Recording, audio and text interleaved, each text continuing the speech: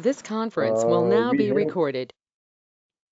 We have different kind of the basic learning on the IoT, machine learning, and artificial intelligence with a different kind of the demo given by the Professor M. Kumar and his team from the USA and from the Bangalore based company. Now, this FDP is organized by the GTU Graduate School of Engineering and Technology, Ahmedabad, and in association with the Center of Continuing Education, NIT Warangal. So before going to start our today's session, I just request to all to make your mic mute so there is no echo during the session, guys. So whenever you have the any kind of the doubt or any kind of the query, you can ping us or you can disturb our speaker at any moment to make your proactive session. So this is a request to all. Make sure that your mic is mute because there is some kind of the echo that will disturb our speaker and our other participants. So regarding there are some issue regarding the attendance point of view. So we are checking all this issue. So don't worry about those who are attended all the session and all the kind of the proactive participation. There is no need to worry about them. And those who are not attending the regular session, so it is just humble request to attend all the session of the remaining 3 days, today, day after tomorrow, tomorrow and day after tomorrow, to make the eligible for your certificate. So this is our objective that going on whatever development are going on the Internet of Things with the machine learning and artificial intelligence development are across the India. And from your point of view, you can contribute something new kind of the innovative solution of this field to make the more and more innovative idea to our nation. So that is our motto behind to organize this kind of the FDP, and we have find out the very good speaker for you.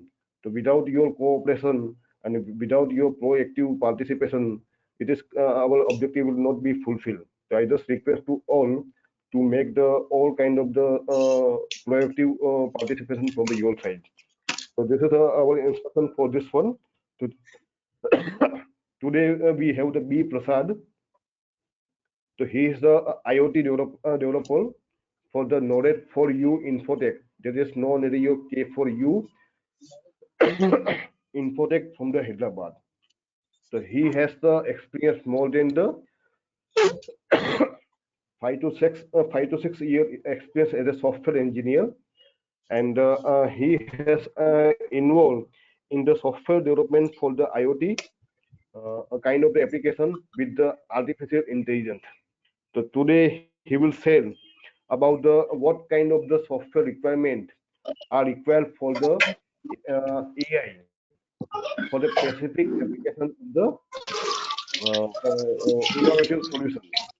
So this is I just the today's topic is the software requirement for AI analysis and the COVID-19 analysis using the CNN model.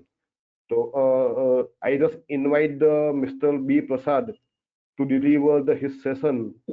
So behalf of the GTU Graduate School of Engineering and Technology and the Center of Continuing Education, I welcome Mr. B. Prasad to carry out his session. Over to Mr. B. Prasad. Yeah, Gautam sir, thank you.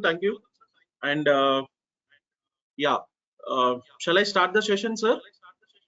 Yes, sir. You can start session too. Okay, fine. Thank you, sir. Thank you. Yeah.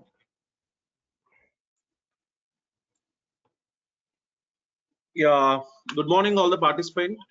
I hope everyone are safe at home. And as already Gautam sir said about today's session. So in today's session, what exactly I'm gonna deal is I'll be talking about two different concepts today. The first concept is nothing but we will be talking about different software requirements. Okay, for COVID analysis, we'll be talking about like the main agenda of today's session is like we are going to do a small COVID analysis. So in this COVID analysis, what we are going to do is we are taking some chest x-ray images. We have already known that with the help of chest x-ray images, even we can try to detect whether a particular patient is suffering with COVID or not. So in that particular scenario, the part two is nothing but we will be talking about the analysis part.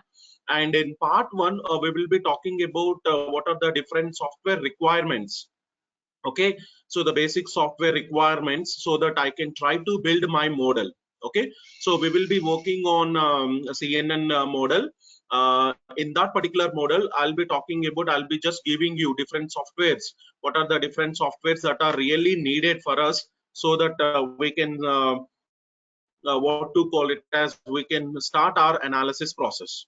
Okay, so in this session, if you have any doubts in the between, you can just ping me in chat so that I can give whatever the doubt sessions are there. I can try to clear maximum of the doubts.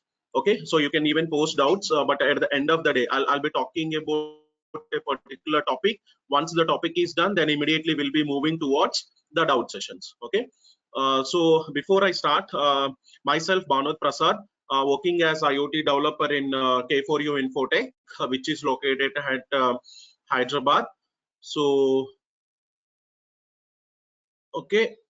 So, part one. In the part one, what we are going to look is we are going to see different softwares like maximum. I know the people might have been already installed Python, or you might have worked in Jupyter, or you might have come across Conda or some of projects with the TensorFlow. But again, still, as many queries what I receive from many people, mm, uh, many people. So once again, I just want to give a small glance regarding all these things. Okay, so the first we'll be looking about what are the different softwares that are really needed for our analysis part. Okay, so in this we will be talking about first Python. The basic requirement for us today's lecture is nothing but the Python. Once the Python is installed, then we'll look about some of the pip concepts. Okay, so pip for why we are bringing pip into the picture is there may be chances that I need to bring some models onto the Python. Okay, so some packages or different packages like OS packages there, pandas packages are there. There are lots of packages that are really needed with Python. So how to bring those particular packages or the models into the Python? I want to bring all the libraries. Okay, so I'm not going to talk about all the libraries what are really needed, but what I'll do is I'll just concentrate on libraries which are needed for my project. Right now we are going to do a small COVID analysis. So for that particular project, what are the different packages that are needed? Okay, and we'll talk about either Jupyter Notebook, then we'll go with Conda, and we'll use TensorFlow, and in the last session we'll be talking about the Cuda. Okay, so first part, as a first part, what we are going to do is we are going to install Python. I know the maximum people have installed I hope that maximum people have Python installed in their systems. Okay, but still, and another important note what I want to tell is, even I'll be sharing all these PPTs and even whatever the project that we are working in the WhatsApp group, you can take material from there, because what happens is, as we have very less time, I'll not be going more into the deep, but some parts may be missing. So if you have any doubts in those particular parts, even you can refer. Okay, and even all the links are provided in my PPTs. Okay, so suppose example, if I want to start with Python, Okay, there are many ways to download Python, but one of the basic way that what I say is you can just go to the link. Okay, the link is python.org, the website. You can just go to the python.org website, and from that there is a tab called as downloads. Okay, so once you log in into python.org, there you can see here there is a tab called as downloads. From that particular tab, okay, so from that particular tab you can try to download what to call it as, just click on that particular tab. Okay, downloads. Once you download, either you can choose what to call it as any of the like you can see the different type of versions that are available.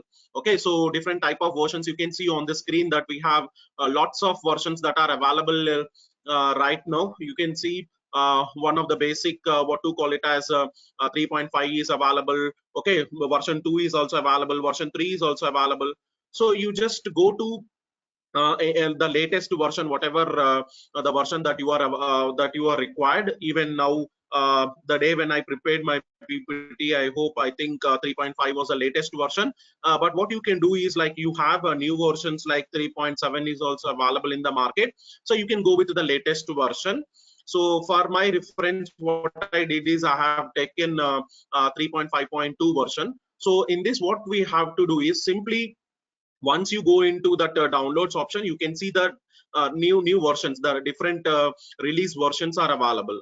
Okay, what you can do is you just click on the downloads button, and once you click on the download button, immediately it will be asking you for the system requirement. System requirement means whether you are using your Windows 32 or Windows 64, or either you are using Linux. So whatever the different system requirements are there, you have to choose whatever the suitable OS. Okay, so in my case I am using Windows and 64-bit, so I have chosen this one.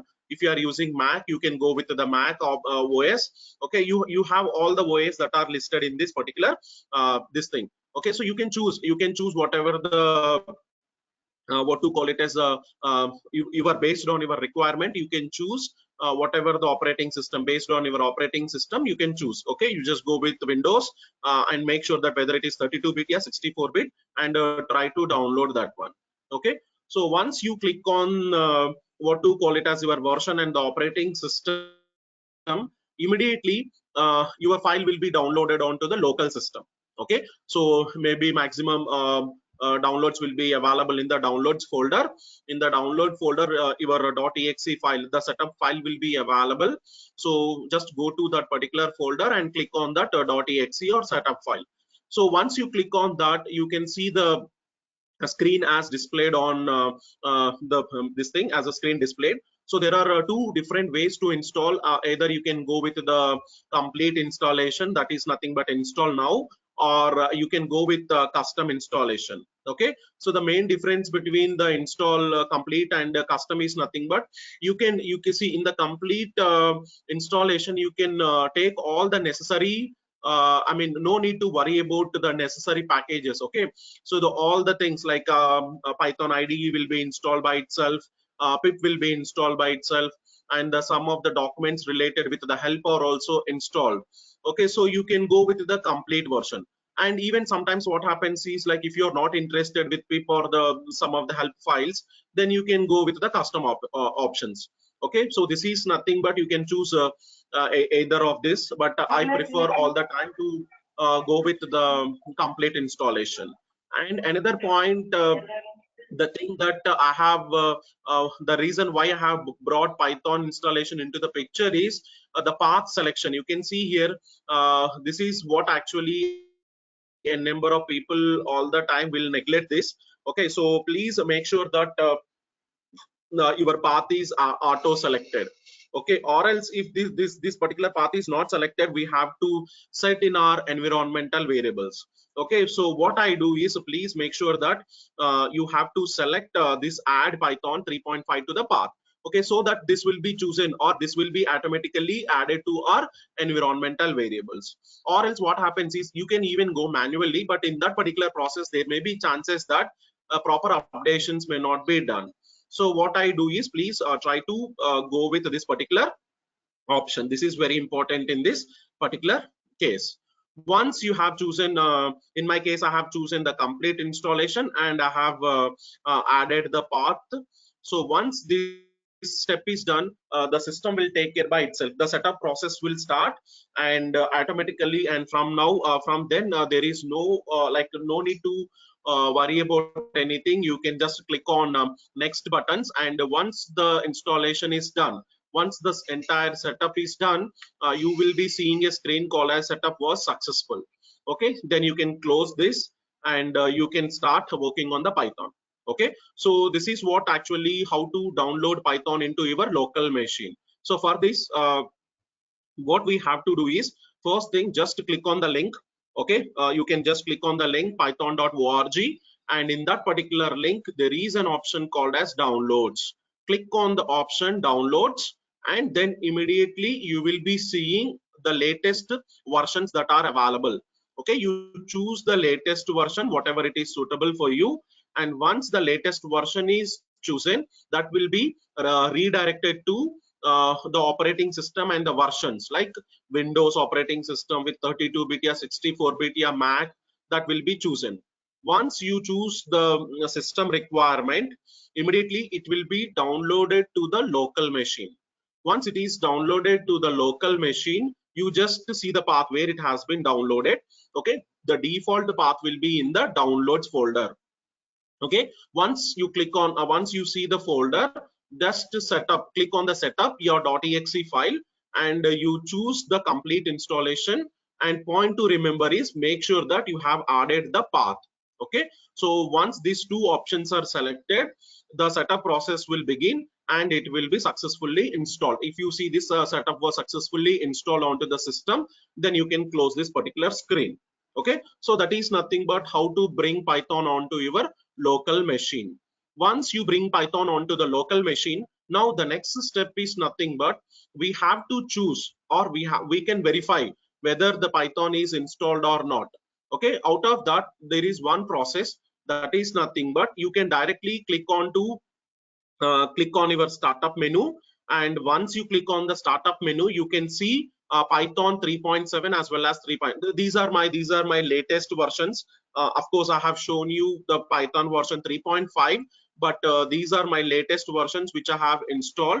So with this, you can see, yeah, yes, Python 3.7 is installed. Okay, I have installed both the cases in my example. That's the reason you can see both Python 3.7 and 3.8 are available. So whatever, if you have chosen 3.7 or 3.5, you can see here, yeah, Python 3. Version number. You can see the IDE, and you can see one command prompt is also available, and some manual help file is available, as well as some of the Python related documents are available. So you can see, once you see this particular picture, you will come to know, yes, the Python has been installed into the system. Okay, so this is nothing but the first part, the installing of the Python. Now, once you install Python into the local machine, now let's see the very important thing. What we have to see is, we have to see, I already said you that when you try to install Python latest version, like I mean 3.5 or 3.7 or 3.8 versions, this will bring default packages like pip is installed by itself.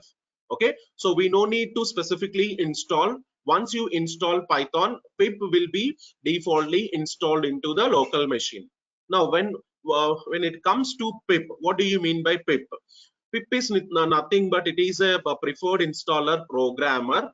The duty of the pip is nothing but we can call it as a package manager. Okay, so package manager means it will take care about all the Python packages, or we can call Python packages or modules. Okay, so pip is nothing but simply it is a manager who can take care about all the packages or modules related with the Python. Okay, so if you have the default, I already said you that the default version that is available when we talk about what to call it as Python. Okay, so whenever you are taking about Python 3.5 and above versions, pip is defaultly installed into the system. Okay, so you no need to specifically what to call it as install this pip into the picture. But what we can do is we can see the latest version. What is the version that has come with Python? Whenever we have installed the Python, let's see what is the version. If you are interested in looking the version, then what you have to do is you just open your command prompt and you just type the command whatever it is given. Okay, so to see the version, what is the version that has come with the Python, so what we can do is you just open your command prompt and you just type the command that is nothing but called as pip version. Okay, so if you click on this particular what to call it as, if you just give this particular command pip version, it will tell. You can see here I have given as pip version. In this, what happens, it is telling that it is a pip 20.20. okay, 20.0.2. this is the latest version that has come with Python 3.7. okay, so this is now how to check the version that has come with what to call as with the Python, right? Whenever we have installed the Python, this is a version that has come with us. Okay, so once this is done, I mean, just to see pip version, you just type this particular command. So these are the only basic two things what actually the basic requirements, that is Python, and we have to verify whether pip is installed in it or not. Okay, so once this particular thing is done, see, we know in market there are lots of IDEs that are available in the market for working with the Python. So either you can go with the Python or either you can go with the Jupyter. Yes, either you can go with Python. So in this particular Python, let's see the second part, that is nothing but how to bring Jupyter software into the local machine. Okay, so how to bring this particular Jupyter software into the local machine. So for this I already said you the basic requirement for bringing Jupyter into the local machine, that is nothing but we have to install Python version 3.3 greater than 3.3. okay, so you need to make sure that your system is already installed with Python. Okay, that is the prerequisite for bringing Jupyter onto the local machine. Okay, so the version, anyway, I already said you that you can take more than 3.3 or 3.5, whatever the latest versions are there. So that is the basic requirement. So now for installing this what to call it as uh, Jupyter onto the local machine, already we have set with Python. Now what you have to do is you just open your command prompt. Okay, so you can just open your command prompt. See how to open command prompt. I know, like you can just go to your startup menu, and in the startup menu just type CMD. Okay, so just type CMD. Once you type CMD, you can see the command prompt, and in the command prompt you try to uh, give this particular what to call it as command. Okay, so to bring Jupyter onto the local machine by using pip. Okay, we are using pip here with the help of pip. Actually, I already said you that what is the duty of the pip. Pip will bring some of the modules. Okay, like now I call Jupyter notebook as one of the module or one of the package onto the Python. Okay, so with the help of pip, what we are going to do is we are trying to install the notebook. Jupyter notebook is installed. So what you have to do is you just type this particular command in your command prompt. You can see here even the command prompt example is also given. What we have to do is simply click on pip install notebook. Okay, so pip install notebook, this will bring notebook onto the picture. Okay, so once this is brought into the picture, now what we can do is you can see a screen like this. Okay, you can see the screen, and in this particular screen you can see here I have given, like I have started pip install notebook, and I think these are all the different packages. You can see all these are the different packages that are coming with what to call it as a Jupyter notebook. Okay, and here in my case I have already installed, and again that's the reason you can see here already requirement already satisfied. If you are using Jupyter for the first time, okay, so if you are using for the first time, you can see the packages are installed one by one. The packages will be installed. All these are the packages that will come with the notebook. Okay, so once all the installation is done, you can see you will be back again to the command prompt. Okay, once you are back to the command prompt, then we can think that yes, the what to call it as then you can just what to call it as, you can imagine, not imagine, you can say that yes, pip is Jupyter is successfully installed into the system. Okay, so this like just type the command pip install notebook. Once you go with this pip install notebook, all the related packages will be installed by itself. User is no need to worry about anything. Okay, there may be chances, sometimes what happens is, if there may be any package is installed, it will ask for yes or no.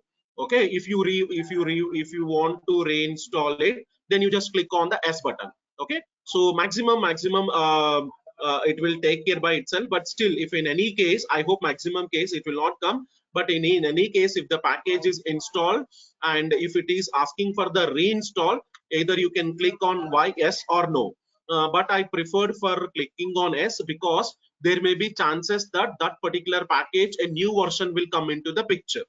Suppose example, somewhere in the last month you have installed, but unfortunately the version number is a little bit lesser. Suppose example 2.5 version is there, but recent version like a new version has, so that will be reinstalling is nothing but, yeah, updation is nothing but the new version will be brought into the picture. Okay, so now this is nothing but how to bring what to call it as a Jupyter onto the local machine. Okay, so now once Jupyter is brought onto the local machine, now I need to see whether Jupyter is successfully installed on my system or not. Okay, now we have installed it. Installing is one of the part, and the second part is nothing but we have to make sure that like Jupyter is nothing but it is a browser based compiler actually, right? So for this, what we have to do is, like, browser defaultly Chrome, yeah, Internet Explorer, yeah, some browser will be defaultly available for you, but what we have to do is we have to make sure that whether the Jupyter has been successfully brought onto my browser on my local machine. This is what actually we have to check.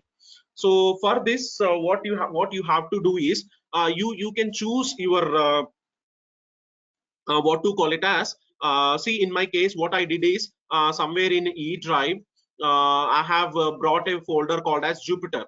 Okay, so there is a folder called as Jupyter. What I did is I made this folder as my workspace. Okay, so now what I did is, in my system in E drive, okay, I have created my work area. Okay, so my work area, I have given the name as Jupyter itself. Okay, so don't get confused with the Jupyter.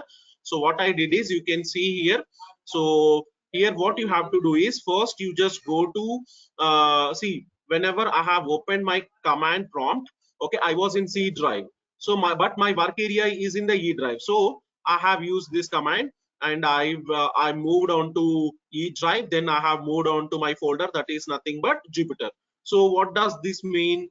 It means that I have created work area in E drive, and in that there is a folder called as Jupyter. Okay, E drive, in the Jupyter folder, I am creating my work area for the Jupyter notebook. Okay, so what you have to do is, you have to just type in the command prompt like this, the command that is nothing but Jupyter notebook. Okay, so you just type like this, Jupyter notebook. Okay, once you give this particular command Jupyter notebook, then immediately what happens is it will redirect, or it will redirect like this. In this particular page, you can see here, you can see when I have given the command that Jupyter notebook, it is telling me that the local host, you can see here, okay, in my browser, it is going to open in this particular folder. Okay, So this particular terminal will be running in the background, and please, important point to be kept here, and you are not allowed to close this particular what to call it as this terminal. Okay, this command prompt, you are not allowed to close this particular terminal. Okay, so this will be running in the background, and immediately you can see in your browser, okay, with the port, okay, with the port 8892, with the local host 8892, your Jupyter will be opened. Okay, so this is once you can see this particular screen on the what to call it as this is a screen that you can see on your browser, any browser. See, in my case, I have used Chrome, so that is nothing but I can what to call it as I can view in the my Chrome browser. So it will be done automatically. We no need to do anything, because here the port number is getting ready, and the port is whatever the free port is available, that particular port will be opened automatically. Okay, what we have to do is simply in my work area, I have to give the command that is nothing but Jupyter Notebook. Just give the command Jupyter Notebook, and this make sure that this will be running in the background, and we are not allowed to close this particular what to call it as this particular terminal. And you can see Chrome will be automatically open, and your Jupyter Notebook is ready for working. Okay, so this is the second part, how to install Jupyter Notebook into the picture. Okay, so again, I'll just give you a glance. Jupyter Notebook is nothing but it is a browser-based compiler. So for this, what we have to do is you take the help of Pip. Okay, the duty of the Pip is nothing but it will bring the related packages into the picture. Okay, so just to open your command prompt and give a command that is nothing but called as Pip Install Notebook. Once you give this particular command, okay, all the related packages will be installed. Okay, if already installed, it will tell you that the requirement is already met. If you are installing for the first time, it will take care by itself. Once all the packages are installed, you can see you will be back to the normal command prompt. Okay, once the normal command prompt is back, then the second step is nothing but we have to choose a work area.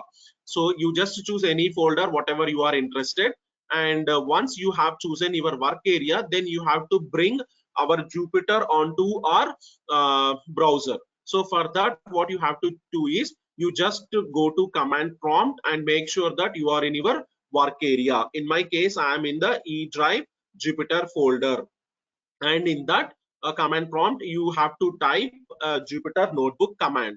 Once you type the Jupyter Notebook command, a terminal will open, and this particular terminal will redirect you to the Chrome browser. Okay, it means that Jupyter is brought onto the your Chrome or any browser. Okay, Jupyter Notebook is brought onto the browser. Okay, in my case, I have used Chrome, so that is brought onto the Chrome browser. Sometimes what happens, people will not set a default browser.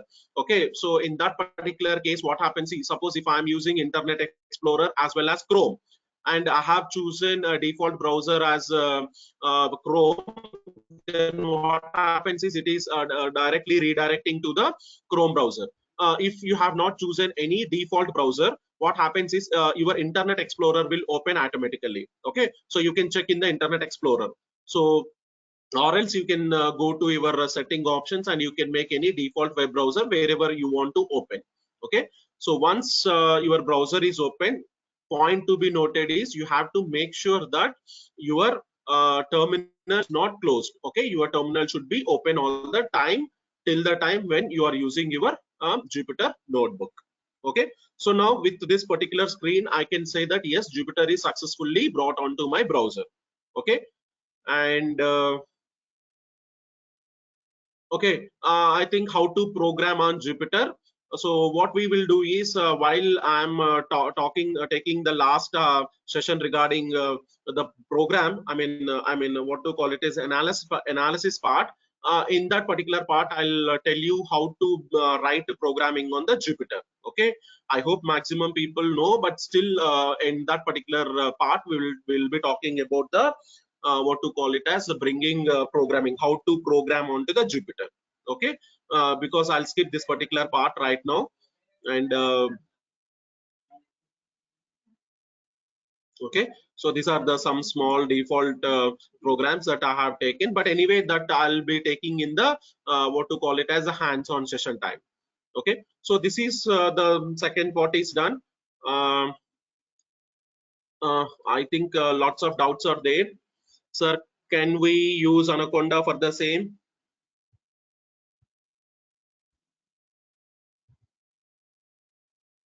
Yeah, if any doubts is there, please let me know in the chat. Someone said me, can we use Anaconda for the same? Yes, sir, you can go.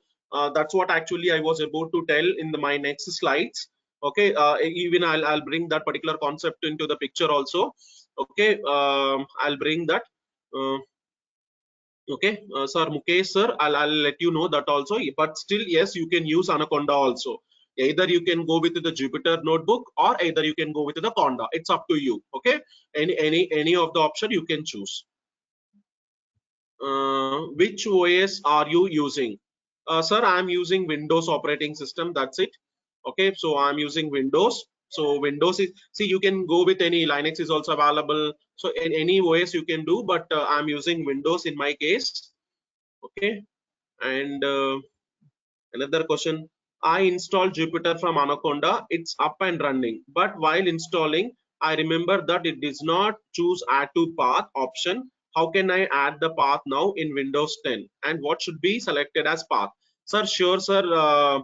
Panda, sir, definitely I'll talk about that because in next slides, okay, I'm talking about only that particular case.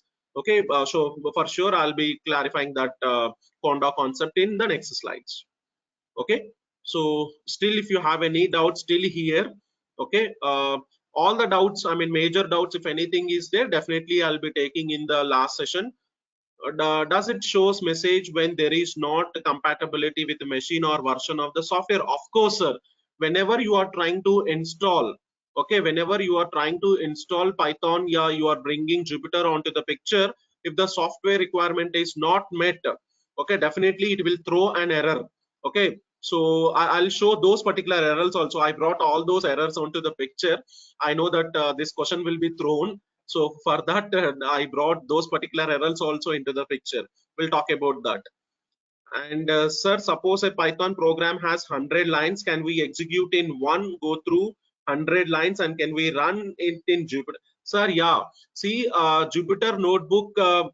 See, this is only one advantage with the Jupyter Notebook. Is suppose example, if 100 lines are there, you can run in your basic Python. But what made Python Jupyter more popular is like I want to run only the piece of codes. I have done a small piece of code. Now I want to complete that entire task of that particular code, then I'll just go to the next line.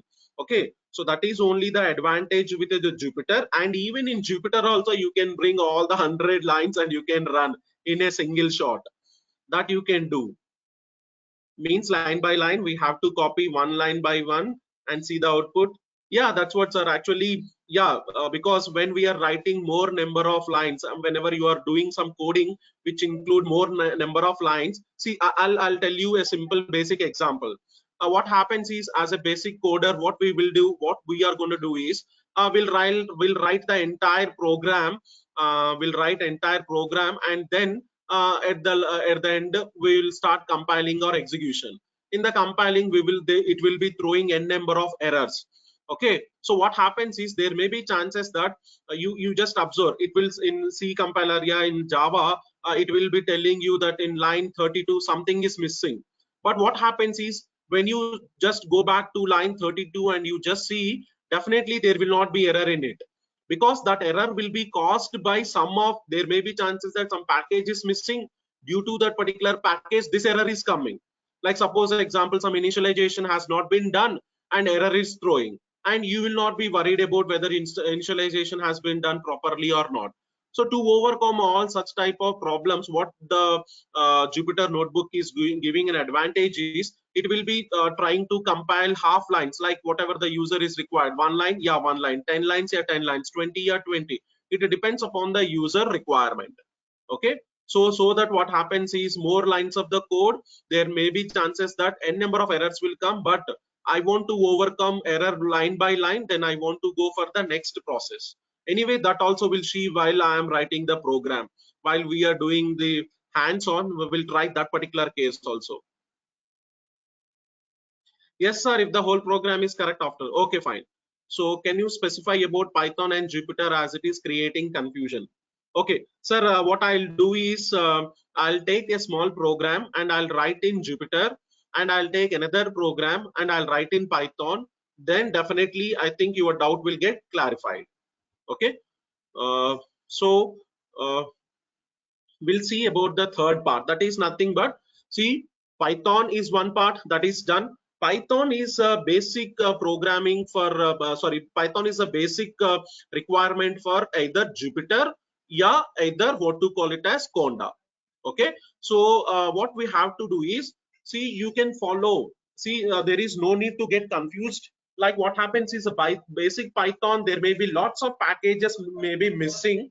Okay, so those particular packages we can try to bring. Suppose example, if I want to do some image processing concept or some sort of analysis, I can make sure that I can go with Jupyter or Conda.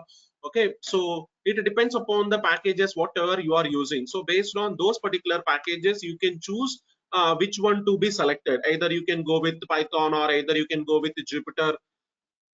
Okay, so what you try to do is like either go with Jupyter or either you go with Conda. It's up to the user. Now I'll tell you the difference between both the cases also once I finish the Conda. Okay, so now let's see what happens is, even I have brought a small link. I know that Conda installing, if you have any doubts in the installing process of the Conda, you can even just watch my YouTube this thing. I have brought some Google search, and I have from the Google I have brought some link and I have pasted here. You can even refer that, but still I hope maximum your doubts will be cleared here. Okay, so what happens is to bring Conda into the picture, there are lots of ways to bring Conda into the picture. You can directly go to Google and search Anaconda. Okay, or you can just go to Anaconda site, and from there you can try to bring what to call it is Conda, or you can try to bring Conda into the picture. Okay, so what happens here is I have given both the links, different links from where you can try to download. Okay, so what I did is I have chosen this link, the second link that I have chosen. This is a link from where that I have downloaded Anaconda. So just I have gone to anaconda.com, and in that there is a tab called as products. Okay, you can see here, yeah, there is a product called as products. When you click on the products, there is something called as individual edition. Okay, so individual edition, you can just go here and you click on the download option.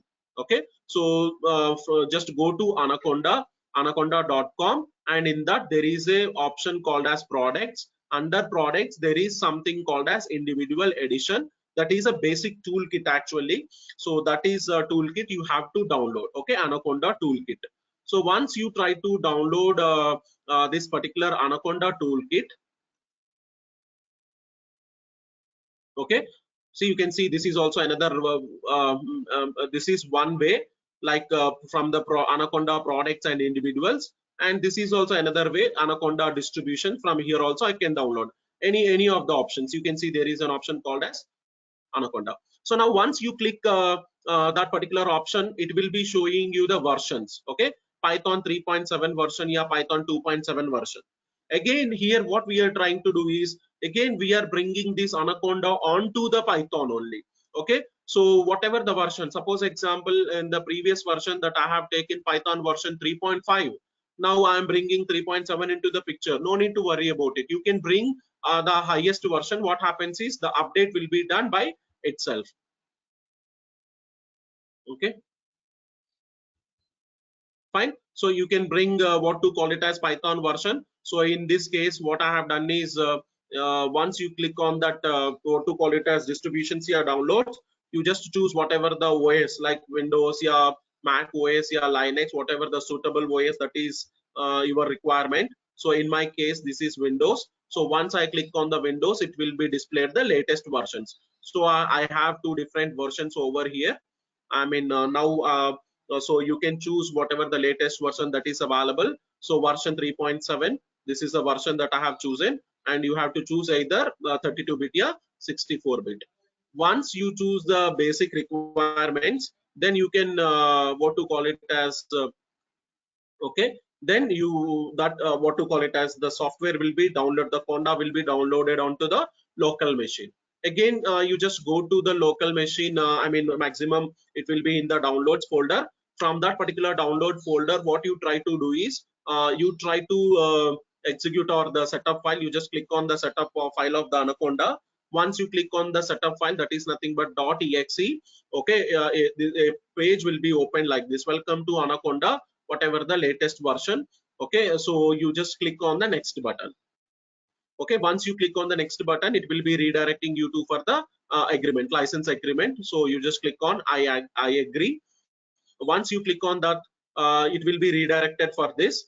So this is one of the advantage with Anaconda is like it is to whom it has to be installed. To whom it should be installed means, suppose example in my Windows, okay, I am the solo user. If I'm a single user, I can go with just me. Or suppose example, there may be chances that multiple users will be there in our laptop. Then you can choose whatever the users that are, I mean, to whom you have to give the privileges. It means that what I want to convey is, suppose example, there may be chances that two people are using the same laptop with two different users. Then you make sure that you choose with the all users. Okay, so that it is not necessary that both the users have to be defaultly installed it. Any one is installed, that is more than enough. And if you don't want, like, you can either you can go with the single user. Okay, so this is not that much preferable, but still what happens is, if multiple users are there on a single laptop or any system, then you can choose all users. Or else you can, if you are a person, single person and a single user, I'm not telling the single person, if you are a single user, then I recommend for just me. Okay, so just me is a recommended one. Once you click on this, you just click on the next button, and it will be redirecting for the browser location. And wherever you want to install, either C drive, D drive, E drive, it's up to you. Okay, so wherever you are installed or wherever you are interested to install this one, you can install it. But what I do is, like, I recommend you to install in the C drive. Okay, just go, I mean, choose your location wherever you are installed. And you can see here, once it is telling, we have to make sure that the space required is nothing but 2.6 GB. Okay, for installing, we need to have a basic 2.6 GB of system requirement. Okay, so once you choose your location, then you click on the next option. Okay, and again, this is also another one important point that you have to remember. Previously someone said me like, sir, I have not added my Anaconda path to the environmental variables. So this is what actually what happens is, while you are installing, it will be asking you, okay, it will be asking you to take this particular option. So please make sure that you click on this particular option. Okay, what to call it as, once you click this particular option, then you click on the install option. Okay, so once you choose this particular path, then you click on the install. Once the installing is once you click on the install tab, okay, the installing process will start automatically. Okay, so once this installing is done, okay, you can see the installation process has been successfully completed. Okay, so what happens is, you can even see what are the different packages that has come with the installing. Just click on the show details, so that what happens is, you can see all the, okay, you can see all the, what to call it as, related packages that have come default with the Anaconda installing. Okay, so you can see this, once this particular installing is done successfully, then okay, you have to click on the next button, click on the next. Okay, so there is no need to worry about anything, just click on next and you just click on the finish. Okay, once what to call it as, Anaconda is successfully installed. Okay, so for this what we did, we just chosen, I have given you the link, no need to worry about anything, just click on the link and you can see the download options. From the download options, it will be redirecting you to choose the operating system. Once you choose the operating system, in my case I have chosen Windows, and it will be asking for the latest versions. So once that version is done, the installing will be done automatic, I mean, it will start Only one thing that you have to take care while you are installing is make sure that how many users are using, and the second one is nothing but make sure that your environmental path is set. Okay, the environmental location path is set properly. Once these two paths are set, immediately what you can try to do is, okay, you can just see, okay, once the installing process, I mean the entire setup process is successfully completed, then you can see the Anaconda. Like you just go to your startup menu. In the startup menu you can see here Anaconda 3 is installed in my system, and in the Anaconda 3 there are lots of options. Like we have Anaconda Navigator is available, Anaconda command prompt is available, PowerShell is available, even Jupyter Notebook is there, Spider is there. Okay, so lots of things are available in this. We'll explore in next slides. But right now what you do is you just click on the Anaconda Navigator. Okay, so just go to startup menu. In the startup menu you see Anaconda, and in that you just check for Anaconda Navigator. Once you click on the navigator, you will be seen with this particular screen. If you are using for the first time, you can see this type of screen will be there. Okay, Anaconda Navigator, it will be telling you thanks for installing Anaconda.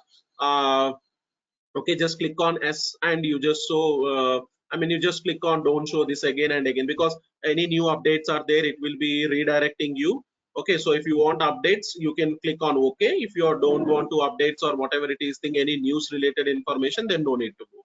Okay, so once this particular process is done, then immediately what happens is you will be seeing this particular page. Okay, this is a page, this is an entire page that will be opened when we will be talking about Anaconda Navigator. Okay, so once the Anaconda Navigator is opened, the next step is nothing. Okay, so you can see the different things that are available. Okay, command prompt is available. Okay, PowerShell is available, Jupyter Notebook is available, Spider is installed. Okay, and other things, R Studio also will come along with Anaconda, Orange is also coming. So there are lots of different packages that are coming along with the Anaconda Navigator. Okay, now what you have to do is you can choose, if you see here there are a few options like launch. Okay, so it means that whenever we are installing Anaconda, this has come defaultly with the Anaconda. Okay, even RStudio, Orange and all the things are there, but these have not installed. What you can try to do is, if you want to work with RStudio, you can simply click on install. Okay, so now this is what actually the Anaconda Navigator.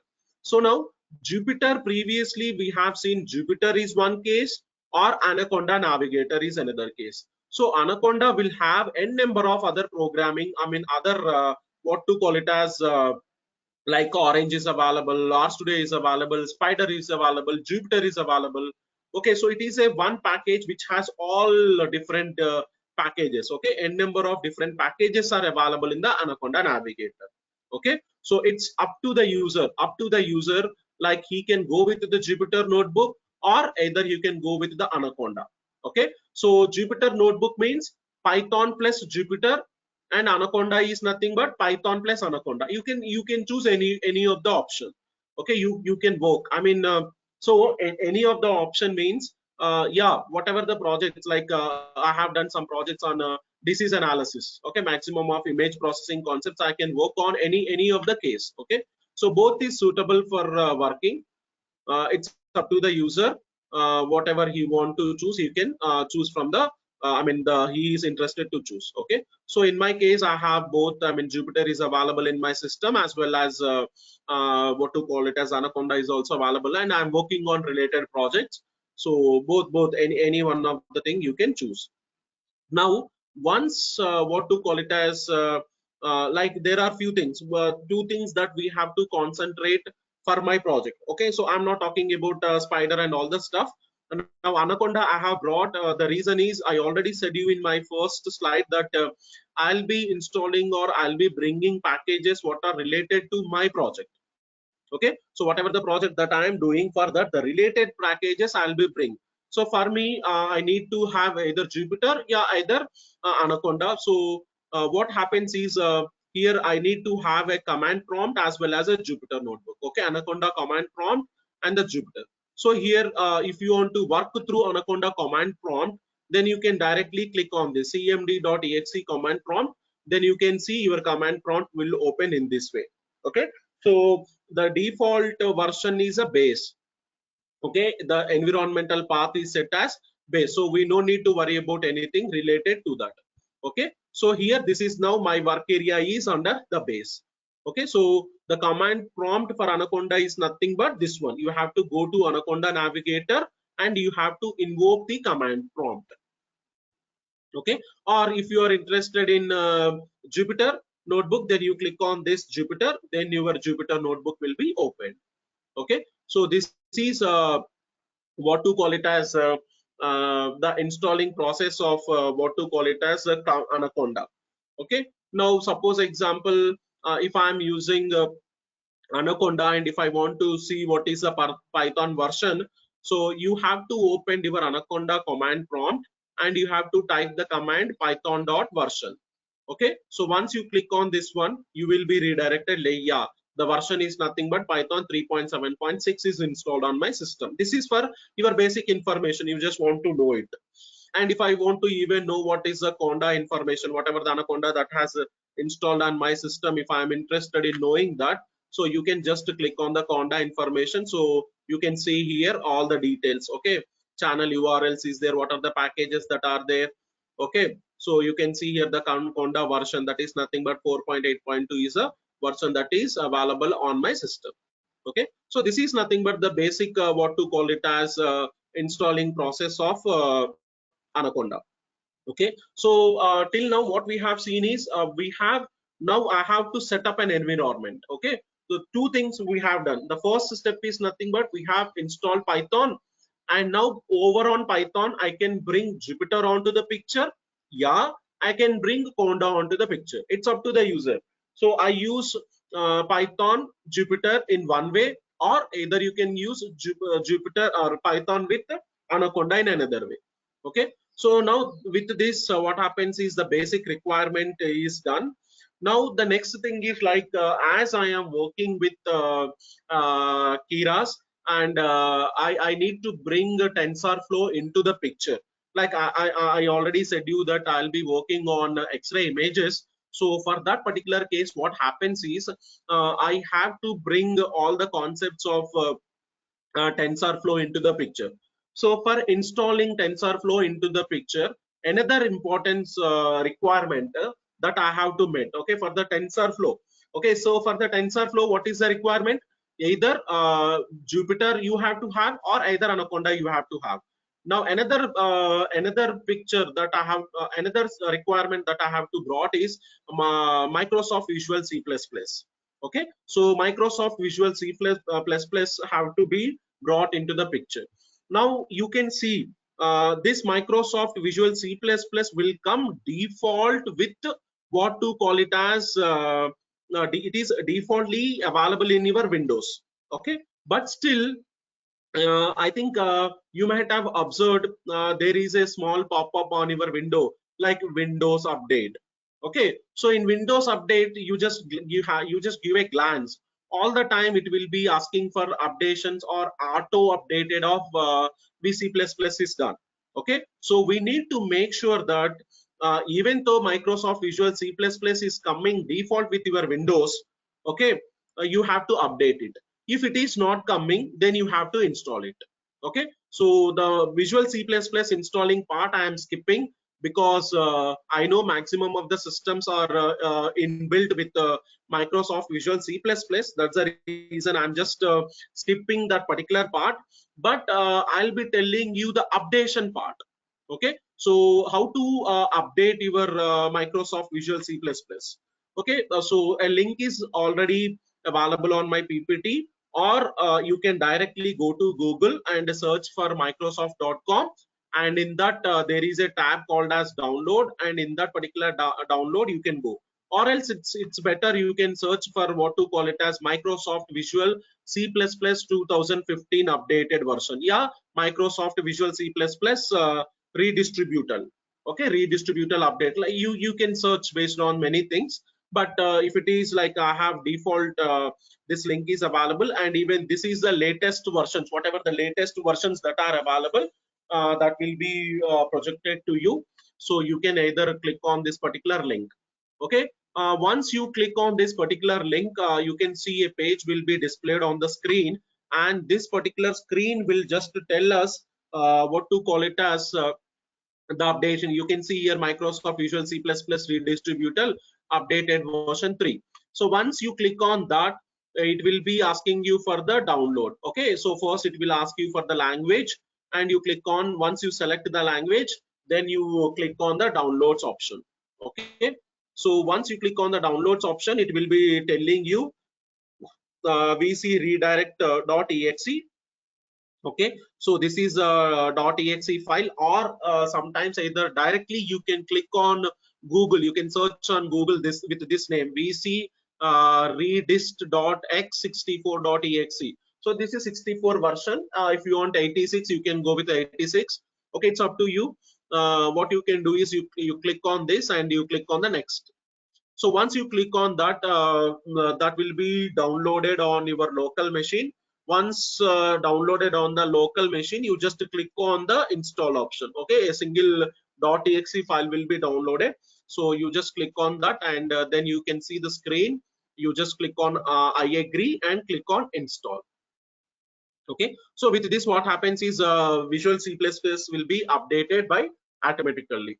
Okay, so okay, so why Visual C++ has been brought into the picture? You can see when you are working, I mean, someone has asked me, sir, if I am trying to install and if a particular package is not available, then there will be some error. Then maximum error will be only this Microsoft Visual C++ updation error will be there. So make sure that in Windows, I'm talking specifically in the Windows, so that particular updation you have to do it.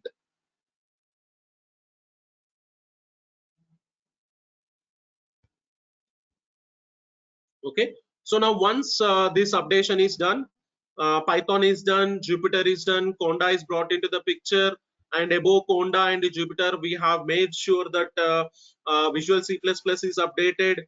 Then we'll bring the main ingredient into the picture. Actually, why we are struggling this much? Okay, the reason why we are struggling is we need to bring TensorFlow into the picture.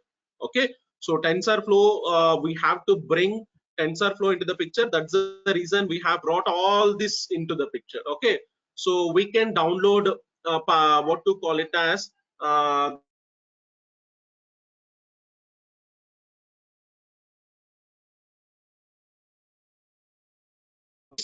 what particular TensorFlow in two ways. Okay, why I am after the different ways that we have already seen. Okay, telling two ways. If I want to set you, one way is with the help of Jupyter, or the second way is you can bring Conda and use Jupyter. Okay, with Jupyter you can work, as well as Anaconda also you can work.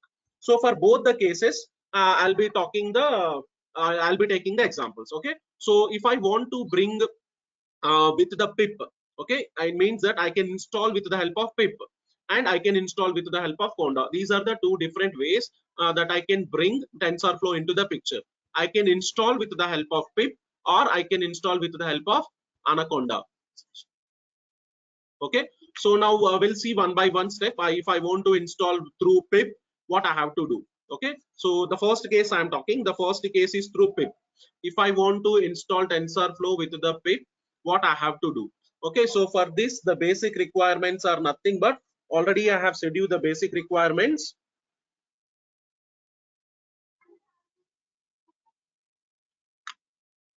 Yeah, is my audio is audible? Am I audible? Yes, someone yes. have posted that, yeah, someone has posted that audio is not available. Yeah, if in any case audio is not available, please let me know, so that audio is perfectly audible. Okay, so yeah, so now what happens is the first case that I have already said you, like we have to bring TensorFlow in two cases, that is like with the help of pip. I am trying to install with the help of pip this TensorFlow. So for this the default prerequisites are nothing but either you need to have what to call it as 3.5. I mean Python 3.5 is a basic requirement, as well as you have to update the Microsoft Visual C++. So these are the two requirements, right? To bring TensorFlow into the picture, we need to make sure that we have proper Python installed, or Visual C++ is installed. See, now I'm discussing only with the help of pip. Okay, so when pip will work only with the Python packages. Okay, through pip Python only pip will work. Okay, so what happens is we need to have a Python 3.5 and above versions, and then you can bring Microsoft Visual C++ into the picture. Once these two are done, then I can bring what to call it as TensorFlow into the picture. Now okay, so what we have to do is you just go to the command prompt. Okay, so you can see here we can in the startup menu you just type as cmd. Okay, command prompt. See, there are two ways that we can open our command prompt. I mean, two ways, not, yeah, there are two ways. That is nothing but command prompt I can bring with the user. Okay, so user, there is command prompt with the user or with the administrator. Okay, with admin as well as user. These are the two ways. Okay, so what you try to do is now just go to command prompt. Once you open the command prompt, you open command prompt as an administrator. Previous cases, either Python, yeah, Jupyter, I didn't say you to open with a user or administrator. It's up to you. You can go with the user or you can go with the administrator. It's up to you. But what you try to do is you follow a flow. If you are using administrator, make sure that you give all the permissions to the administrator. Why administrator is because there may be chances that some of the packages may require some permissions. Okay, so administrator can give all the permissions. I don't think or I don't know whether people when they are using as a user they might have kept some privileges, only these packages should be there. I don't think so. If that is not the case, you can go with the user, but I prefer it will be useful if you go with what to call it as an administrator. Okay, just go to the startup bar, just go to startup menu, and what you try to do is you just go to startup menu, type command prompt, and you run your command prompt as an administrator. Okay, so once you open administrator, now you can see what may be the difference between running as administrator or running as a user. Okay, so the difference is only this. You can see, I'll show you the previous any example.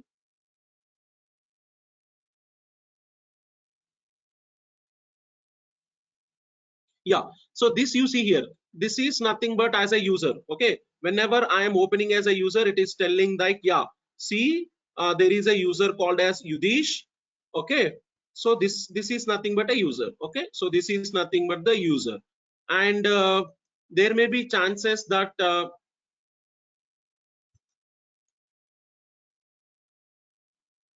as an administrator you can see this screen. Yeah, this is a screen, what to call it as an administrator. You can see here, see Windows system 32. Okay, so previously it is like user slash the name of the user, it was some name. Okay, but as an administrator, if you are using Windows and it is system 32, it means that all the whatever the Windows have privileges, all the privileges are granted. Okay, so now once you open as an administrator, what we have to do is you have to type the command that is nothing but pip install TensorFlow. Okay, just to type this command as shown here, pip install TensorFlow. So once you click on this, okay, you can see the different packages that are related with TensorFlow will be updated. And once the installation is done, you can see the screen like this, Windows System 32. Okay, so if you follow this particular process, the process is nothing but you install Python, check for Python version, then you make sure that Visual C++ is updated, then you install TensorFlow.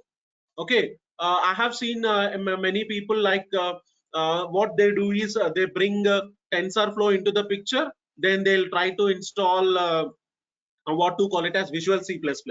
Of course, when you are installing TensorFlow, there may be chances, there may be some errors here. What may be the errors are like it will be asking you for Python latest version. Okay, so if the case is like this, if a person or a user has already installed Python and now he want to install long back he has installed Python and now he want to install what to call it as TensorFlow. Now in that particular case, what happens is there may be some updations.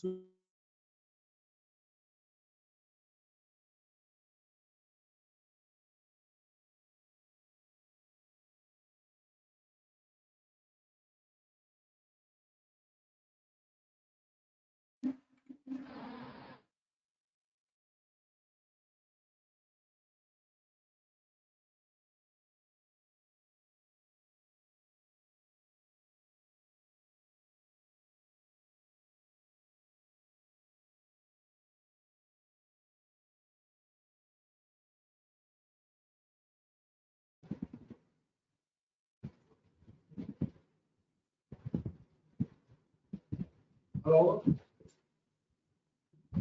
Mr. Prasad, there's no wish from your side.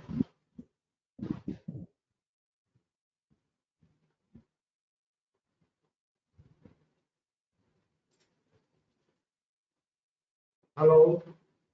Yeah, yeah, Gautam sir, I think I was in mute. Someone muted me. Now it is fine. I think now it is clear. Okay. Yeah, now it is clear. Yeah.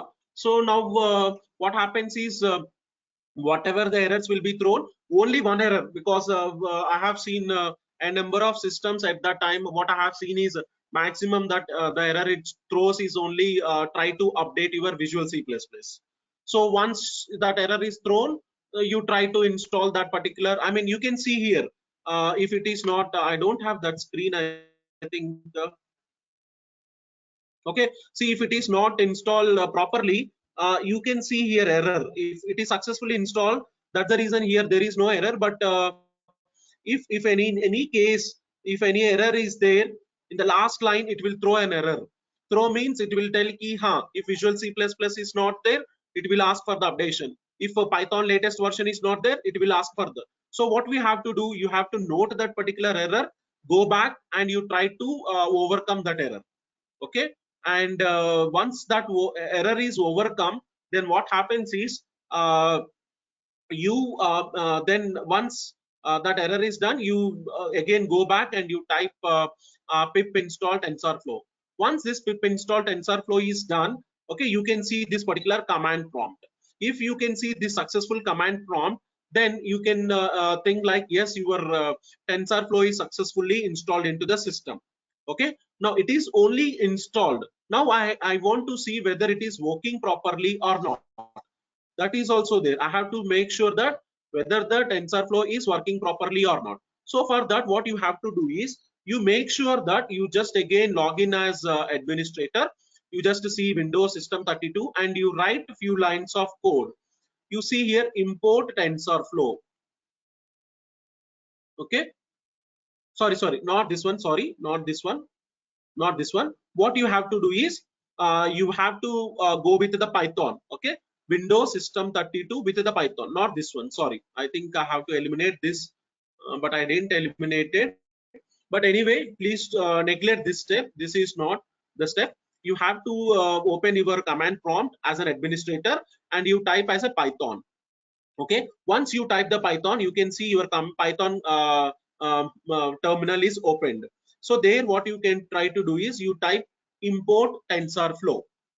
Okay, so if you see if you see terminal like this, okay, so if you just a second, yeah, just okay, the first step is open Python and you give this particular command import TensorFlow.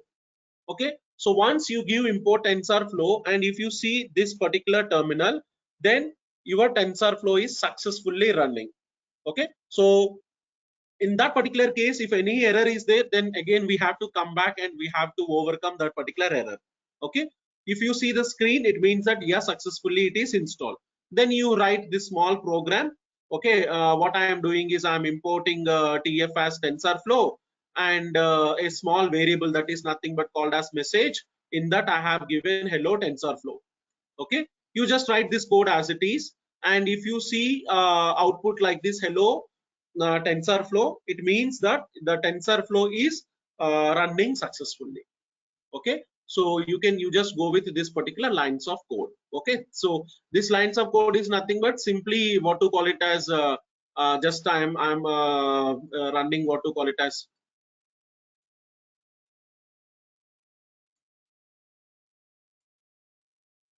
okay. So now once you use these commands, and you can see TensorFlow is successfully installed. Okay, while you are installing, I know that lots of errors will come. If any such type of error is coming, okay, now because it takes some time to install also, if any type of errors are coming, please don't hesitate to ask me in WhatsApp. You can throw that particular error in WhatsApp, but please don't throw in the group. You can throw in my personal, I think I'll give you my number, so you can throw or you can write a mail to me so that I can try to solve that particular error. I know many errors will come because before starting itself I have seen like there are lots of questions.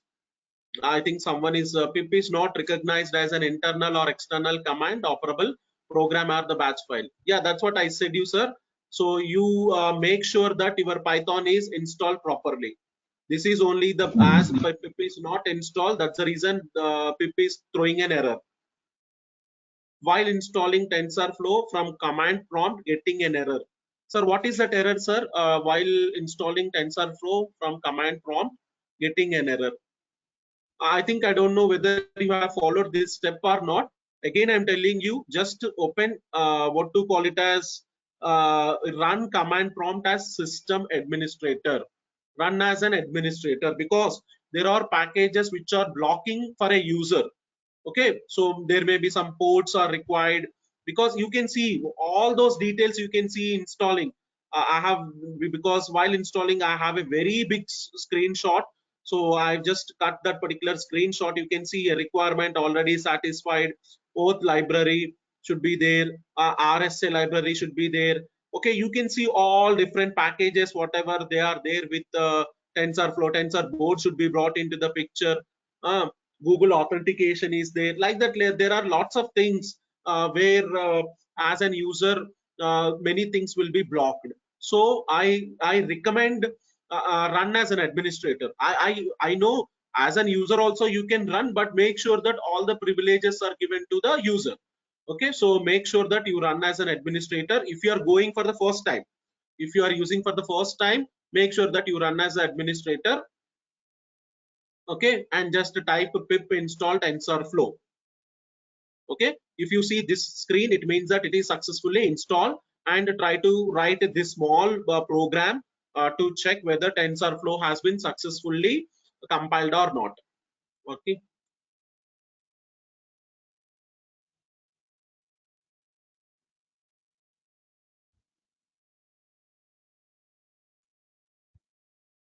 okay, so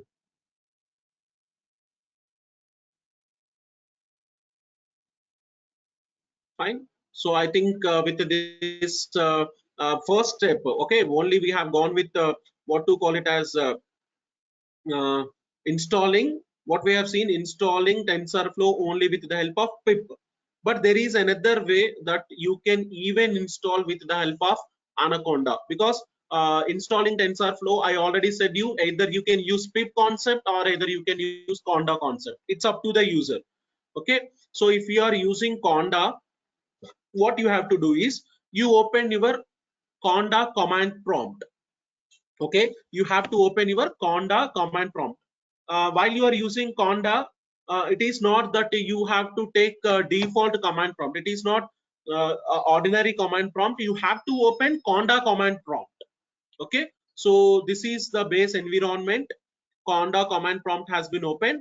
You have to type this particular command, Conda create Okay, you just to take this particular command and you just give that. Okay, TensorFlow pip Python. With this particular command, you can install TensorFlow into the local machine. Okay, you use this particular command prompt.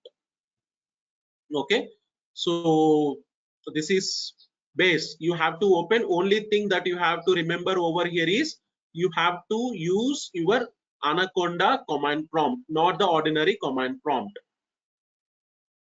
Okay, so once you click on this one, if any versions, updated version, you can see here a new version of Conda exists.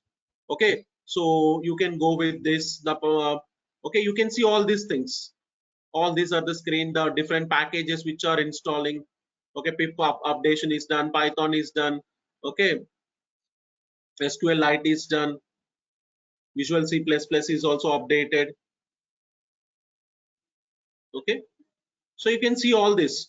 All these packages are what to call it as downloaded. You can see here. Okay, suppose example Visual C++ 100% it should have update pip. Okay, you make sure that all these packages are installed. Make sure means the system will take care by itself. We are not, I mean, as an user, no need to, sir, if any package is missing, what to do it. Okay, that we can update it later. But you make sure that you use this particular Conda command and make sure that you start your installing. Okay, once it will automatically download and install by itself. We don't need to worry about anything. If any package is missing here, the 0%, 10%, 5% will come.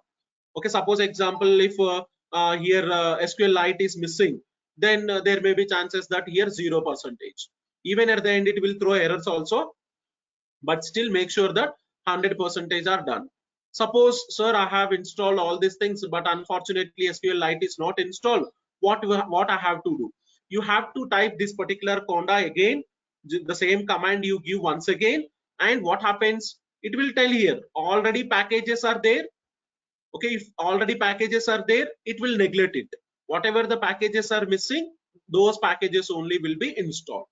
Okay, so you try to install that. And what was the problem that I have seen is it will take a little bit time. Okay, so it is taking a little bit time, minimum 45 minutes it will take. So make sure that you have a proper internet facility. Other than that, nothing is there here. Okay, once the installing is done, okay, you can see again it will command prompt will come out of the installing. And once the installing is done, we have to activate the TensorFlow. For activating the TensorFlow, you have to type this particular command, that is Conda activate TensorFlow. Okay, once this particular Conda activated TensorFlow is done, okay, Conda activated TensorFlow is done, then what you have to do is, okay, your terminal will open and you type whatever the previous the small program that I have given, you type that particular program and your program will be installed successfully.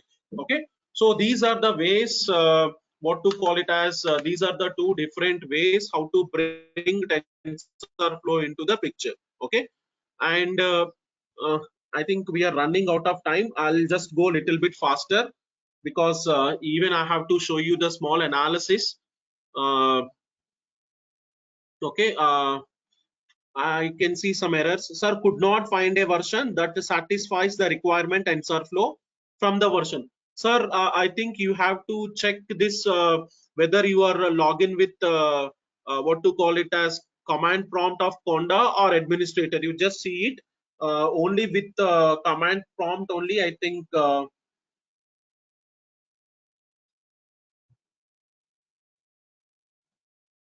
okay, so only with the command prompt, make sure that Conda command prompt you run it, definitely the error will go. But anyway, you send me the screenshot. Once that is done, I'll take that particular error and I'll see it. And here another Neelam TensorFlow instead successfully, but getting error while import TensorFlow, import DLL load file while import. Yeah, sir, you just type what is that particular Neelam. You just type what is that particular DLL file. Okay, there may be chances that some DLL file is missing. So you just type the exact name of that particular DLL file and you search in the Google. Okay, that DLL will be there. And see, there are lots of DLL files will be missing. What you do is, whatever the DLL file is missing, you just send me the screenshot. I'll send you the link how to update it. Okay, or you can type in, I want to know that particular DLL, then only I can give you the answer. Okay, any error is there, what you try to do is, you try to send me the screenshot of that particular DLL. Okay, the entire error.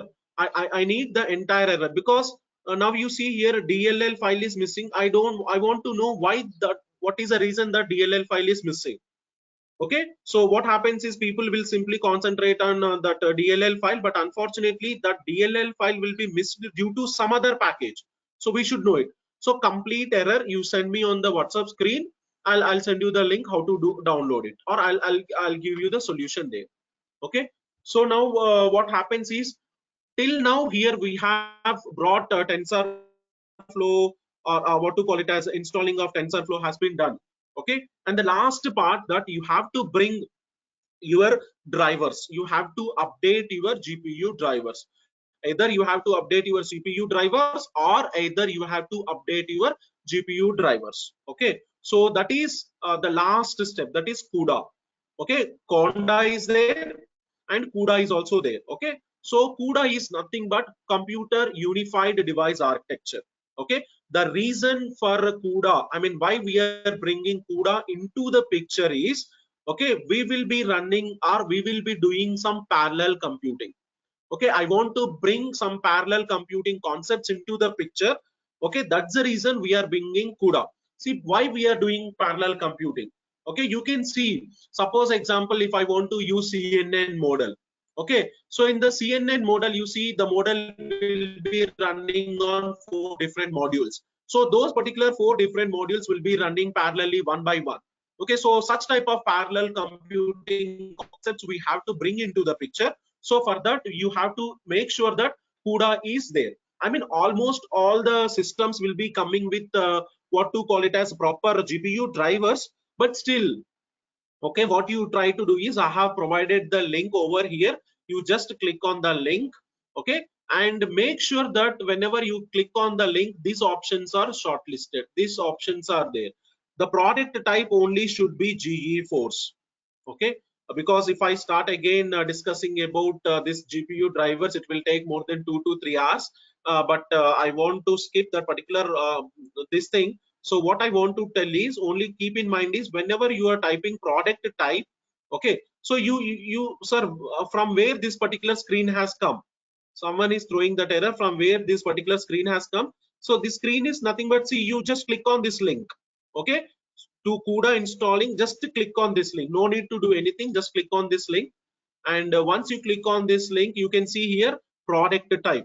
Once you choose, there are lots of product types. Make sure that you choose GeForce, and product series, product, everything will come automatically. Only user have to choose thing is, like, you have to make sure that what is the operating system that he is using. Okay, so only 2 things you have to make sure. Once you choose the product type, your series and product will be chosen automatically. And the second one is, you have to choose the operating system, then the download type and the language you have to choose. Okay, so now once you search this, immediately what happens is, it will be redirecting you to the next page like this. Okay, so click on the download. Okay, once you click on the download will start. Okay, and here what you have to do is, you choose all the packages. Okay, I already said you that there are ways custom packages are there. Okay, you just see the screen and you choose whatever the required packages are there. Okay, once you installing is done. Okay, so now I have by installing. Once you download this, go to .exe, click on that, your installing will start, and you choose here only the complete installation. Once you choose the complete installation, okay, once you choose the complete installation, okay, your installation will be done. Okay, so once you update Cuda, then the thing is like we have to integrate our TensorFlow to the Cuda toolkit. Okay, so the thing is like we have to bring TensorFlow onto the Cuda. I mean, there should be some synchronization between these two things. Okay, Cuda toolkit as well as the TensorFlow. Fine. So for this, what you have to do is, okay, again I have given you the link for the toolkit. You can see here Cuda toolkit, toolkit archive. I mean the latest versions it will be telling you. You choose whatever the latest version. So operating system, what architecture will be default, the version. Okay, whatever the latest version is there, the latest version is 10, and the installer type is like either the local machine or the network. Okay, so you choose this particular options and your Cuda will be downloaded. Okay, it is not an exe file, it is only like it is downloaded. Okay, once the Cuda toolkit is downloaded, what you have to do is you unzip it. Okay, you just unzip it. Once you unzip, you can see like Cuda Windows, this there will be some file, and once you unzip, I mean there is a folder called as Cuda. In the Cuda you can see this bin, include, lib, and this all the files. Okay, okay, so what you have to do is you copy all this. Don't copy Cuda, you have to copy the content in the Cuda. Okay, what you have to do is you have to copy the content, not this one, whatever the content these are there, you have to copy this from where you have unzipped. You have to copy bin, include, lib, and this support file. Okay, you have to take all these things, and what you try to do is, okay, and what you copy those things and you have to paste where you have to paste. Okay, default Cuda is installed in this. Okay, whenever you are installed Cuda in C drive, program files, okay, GPU toolkit, under that there is option called as Cuda. Okay, in that the version v10, okay, 10th version, in that you have to paste those particular files. You have to paste it. Okay, you no need to I mean what to call it as don't make a copy, you can replace it. No need to worry about it, you can replace all the files. Okay,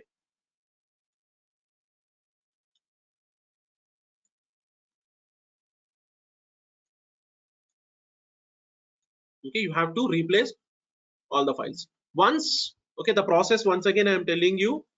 Okay, you just install Cuda. So for installing Cuda there is no problem, .exe file directly it will be installed in C drive. Okay, once installing is done, now you have to bring TensorFlow to the Cuda toolkit. So for this what we have to do, we are using Cuda 10.1 version, 10th version. So I have given you the link, click on the link, latest version, you download it, .exe file will be downloaded. Okay, so that exe file, unzip it, and you just go to the folder called as Cuda. From that you copy all the content, and you paste in the file where you have installed the Cuda. Cuda is installed in the C drive, program files, toolkit, Cuda version 10. Under that you have just replace it. Don't make a copy, just replace it. Once you replace this, okay, now we have to go to the path setting. Okay, how to set the path? Path is nothing but what you try to do is you just go to system properties. In the startup menu you can directly click on the system properties. Okay, just click on the system properties. In that we have lots of other options. Under that there is an option called as advanced. Okay, in the advanced option there is another option called as environmental variables. Okay, so go to system properties, in that advanced, and in that environmental variables.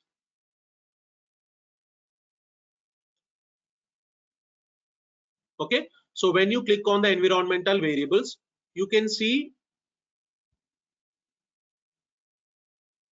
path. You just search for this. In the there are two variables, one is system variable is there, and the second one is user variable is there. In the system variable you make sure that you see for the path, and you check for whether this path is available or not. Okay, just to check for the path. If the path is there, you click on OK. I mean default it will be available. Okay, check, just to check for the path, and again you check for the, okay, this is the path we have to check. Okay, so whether the path is there or not there, you check it. Sir, if in any case, if the path is not there, there may be chances that if path is missing, okay, what you have to do is you just click on the new. Here you click on the new. Okay, just to click on the new. Then what happens, it will ask for the two things. What it will ask, first one, it will ask for, I think I didn't display it here. Okay, anyway, if any variable is not set, previously someone asked me, sir, if variable is not set, what I have to do? What you have to do is just to go to system properties, and in the advanced options, in the environmental variables, okay, you can see user variables and the system variables. In the system variables, you just click on new. Okay, click on new, then two options will come, name of the path and the path. In the name of the path, you give as path, PATH, and name of the path, and the path link. Path link you give where you have installed the Cuda or Python. Maximum it will be in the C program files. From the C program files, the location, the bin location you have to bring, and you press OK, your path will be set automatically. Okay, so with this, what had happened is, I think, okay, I have given you the entire software requirements for what to call it as doing the entire analysis part. Okay, so I have given you maximum any like what to call it as any AI concept. If you have to work with, you have to make sure this all the process you have to follow. Okay, I got some questions here. Sir, please type the link in chat box. We cannot type or copy paste the link using video. Okay. Anyway, I'll share you the PPT. Don't worry about it. I'll share you the PPT. Okay. So from the PPT, you can just go through that. Okay, because we are running out of time. Okay. So let me introduce the second part also. Okay. The second part is nothing but I have to bring some CNN model. I'll just give you from where and how. If any doubts is there, definitely you can throw me. But you can take from my PPT. Sir, link to Cuda. Sir, just to repeat where to paste Cuda files. Yeah, Cuda files where I have to paste is once you download the toolkit. I think that whatever the toolkit that you are downloading, that will be available in your download folder. You unzip it.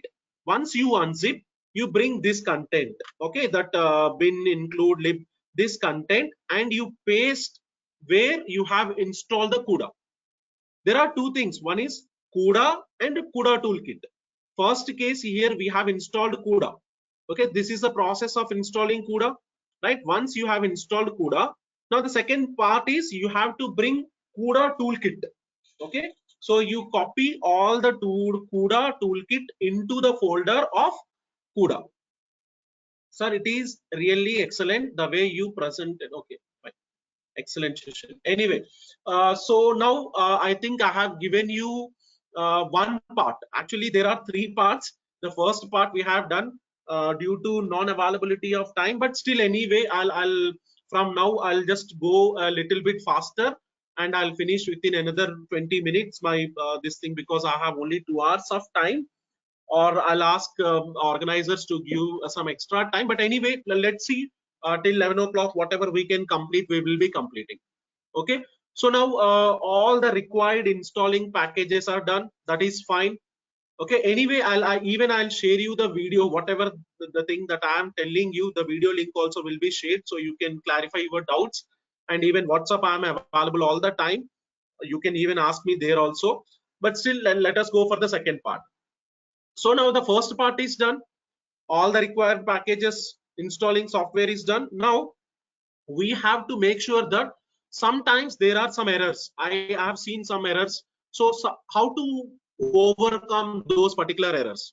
Okay. So there are two category of people. The first category of people may be using Pip in the sense simple Jupyter, Pip Python, Python, TensorFlow, may be using, and the another category of the people are using Conda with this thing, what to call it as TensorFlow. Any method you can use. You can use Pip, TensorFlow, or either you can use Conda with TensorFlow. I'll be explaining both the methods in my slides. Okay, Pandas. Actually, now I know the requirements. Now the second thing is I want to know. I want to do some analysis. So for doing my analysis part, there are few packages that I really need to know about them. Okay, I want to know some of the packages. I think maximum people know these packages, but still in my next slides what I'll do is I'll just give you the name of the package. You can see here, you can later also you can verify it. This is the name of the package.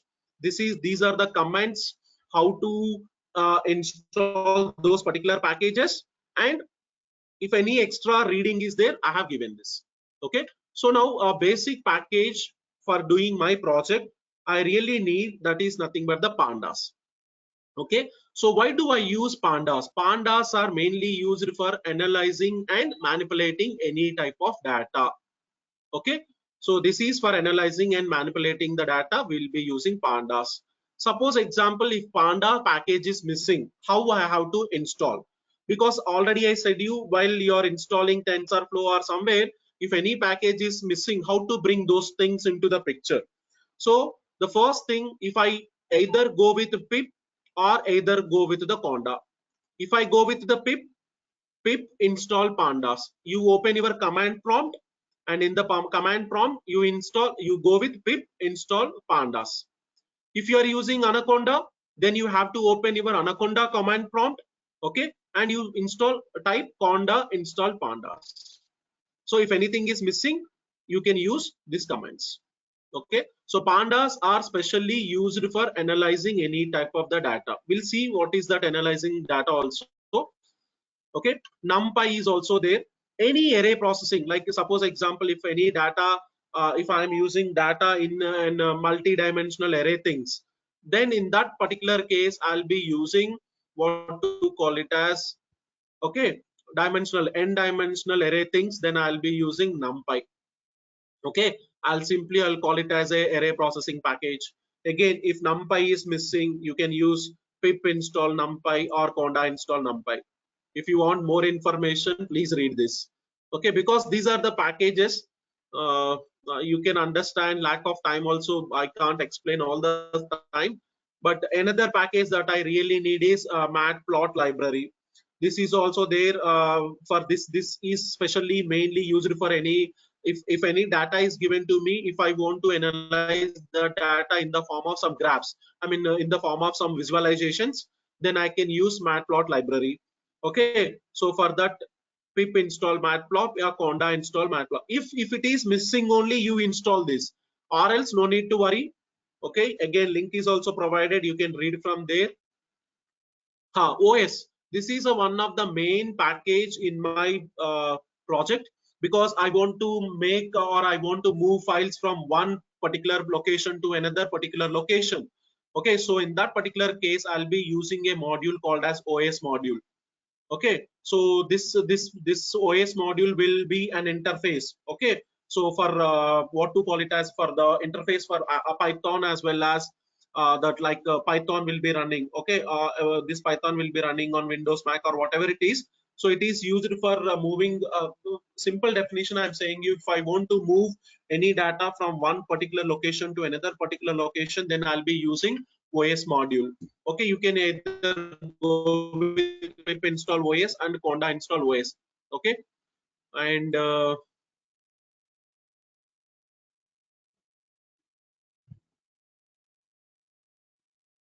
okay, and next one is Seaborn is also there. Okay, Seaborn is also the same way like visualization. Seaborn is also another visualization tool. We will be getting some attractive, like Matplotlib will give us some only what to call it as non-graphical images, but whereas Seaborn will try to give us some graphical type of images also. Okay, you can bring those things and you can try to go with this. Okay, now the main part. Okay, we have seen installing part, we have seen the modules part. The main part is nothing but my data set. Okay, that is the main thing of the data set. Okay, so what is our today's main motive was, like, I want to analyze whether a particular patient is suffering with COVID or not. So for that, what we have done is uh, we have gone with what to call it as chest X-ray images. I'll share you the links from where I have downloaded all the stuff in the WhatsApp. Even I'll share you the code also, don't worry about it, but just listen the concept so that you can try to practice yourself. Okay, so what I try to do is I have taken a lung image. Okay, so this, from this particular lung image, we can try to detect whether a particular patient is suffering with pneumonia, lung cancer, yeah, COVID. Okay, anything. By seeing this particular image, can anyone tell me whether a particular person is suffering any of this? By seeing this particular image, can anyone tell me a particular person is suffering with any of the diseases?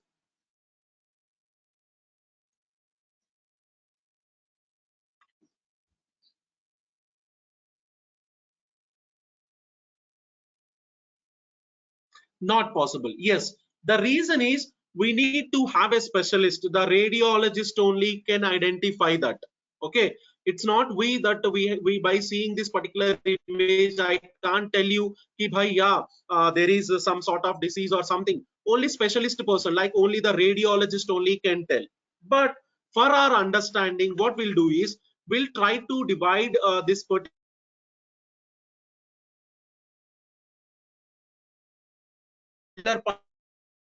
part lung into three different parts. See, this particular part this is a part one lung, this is another lung part, this is a part of the area. Okay, I'm just giving you what actually the lung will contain. It contains part 1, part 2 lung, and this is the area where the heart is there.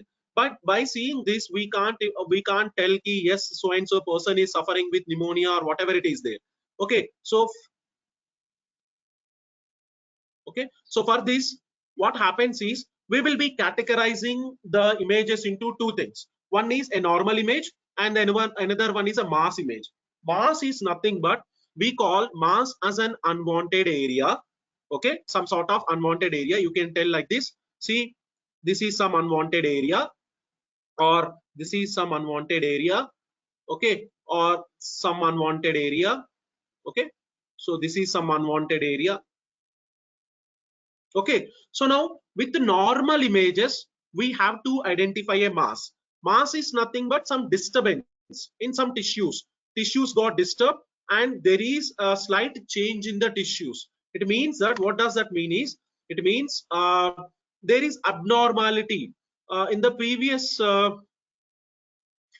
see, you can see this is an ordinary image without any abnormality, and these are some of the abnormalities. Here some abnormality is there, here some abnormality is there. So there is some abnormal condition in the image.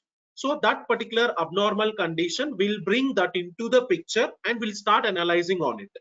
Okay, so this you see here in this example, yeah, this is an abnormality that this is different than, so I can say, yeah, whether mass is available or not. So in this, there may not be mass, there may not be mass, there may not. So how to identify mass? Sir, by seeing, even some people say, sir, can I call this as a mass? Can I call this as a mass? Okay, previously I said, you can I call this as a mass? It means that mass is defined as damage in the tissue, okay, where the damage should be minimum 3 centimeters in the diameter. Okay, so now in that particular case, I'll not call this as a mass, I'll not call this as a mass. Okay, there may be chances that this may be a mass. Okay, so there should be some damage in the tissue, and that particular damage should be greater than 3 centimeters in the diameter. Okay, so this is a normal analysis. So this actually, why I want to tell is, now I want to bring this into the picture. Okay, into my, what to call it as, into the picture. So what I have to do is, I'll be bringing all the images and I'll give to my algorithm. Okay, so my algorithm whatever the algorithm that I'm giving, I'm using, I already said you that I'll be using CNN model. So with this particular CNN model, okay, I'll be identifying whether a particular picture is having mass or not. If mass is there, then I'll categorize. Categorize means, okay, if mass is of this much percentage, so and so disease, A disease. Okay, if mass is so and so percentage, B disease or C disease or COVID. Like this, I can analyze. Okay, so I think I'm a little bit fast, but still I have only few minutes left. Okay, I'll skip all those things. Okay, so this slide will tell me what we are going to do is in our example, what I'm going to do is we are going to do COVID-19 analysis from chest X-ray images. Okay, and for that we are using conventional neural network model. So for conventional neural network model, I think you have to know we have to prepare the data set. Once we prepare the data set, we have to understand the data set. Then we have to build the CNN model, and at the end of the day, we have to train the model. Okay, so these are the 4 different steps that I have to bring, okay, for doing any analysis. So you can take this particular link. Okay, chest X-ray images are available for the positive cases. Okay, only 300 positive case images are available here. Okay, so in this you take from this GitHub link. Okay, all the positive case images data set is also available here. From here, and from Kaggle you take the negative cases images, because it is not that only we have positive image and I'll tell you, but we need to have positive as well as a negative images. Then we have to combine all the together, then we have to make analysis. Okay, so what we are going to do is, please try to download the data set from here, and for the negative cases data set is from here. Okay, once you download and keep this, I'll give you the small program. I'll show you even the program. I'll just simply explain you the program. Okay, and I'll post that particular program to you also. I'll just give you the program. Yeah, my program. Yeah, this is my program. Okay,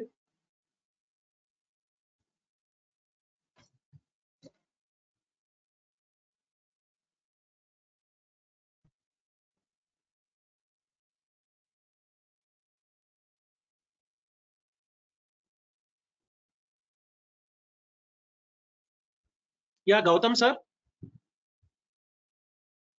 Yes, I sir. think Gautam sir is not there. No, yes, sir. I am there, sir. Yeah, sir. I need another 5 minutes. Yeah, sir. Yeah, fine. Sir, can I continue for another 5 minutes? Yeah, no issue, sir. Continue, sir. It is very good session, sir. Yeah, fine. Because I think Shiva sir is online, so 5 minutes, okay, sir. 5 minutes. Yeah, I'll just explain the upper part of this. Okay, so this is a program. Anyway, I'll just post the program to you. So you see here, first thing is what I did is I have given all my, what to call it as, I have installed all my necessary packages. Once I have installed all my necessary packages, then I have created my data set. Okay, so file, we have to create the data set here. Okay, you just go through this particular program, and in this program I'll show you once. I'll just tell you in a span. Okay, so here what I'm trying to do is I'm just trying to see the head file. Why do we use head? It will give me the number of top 5 rows, and it will tell us what are the different information that is available. Or before that, I'll show you one thing. Just wait a second.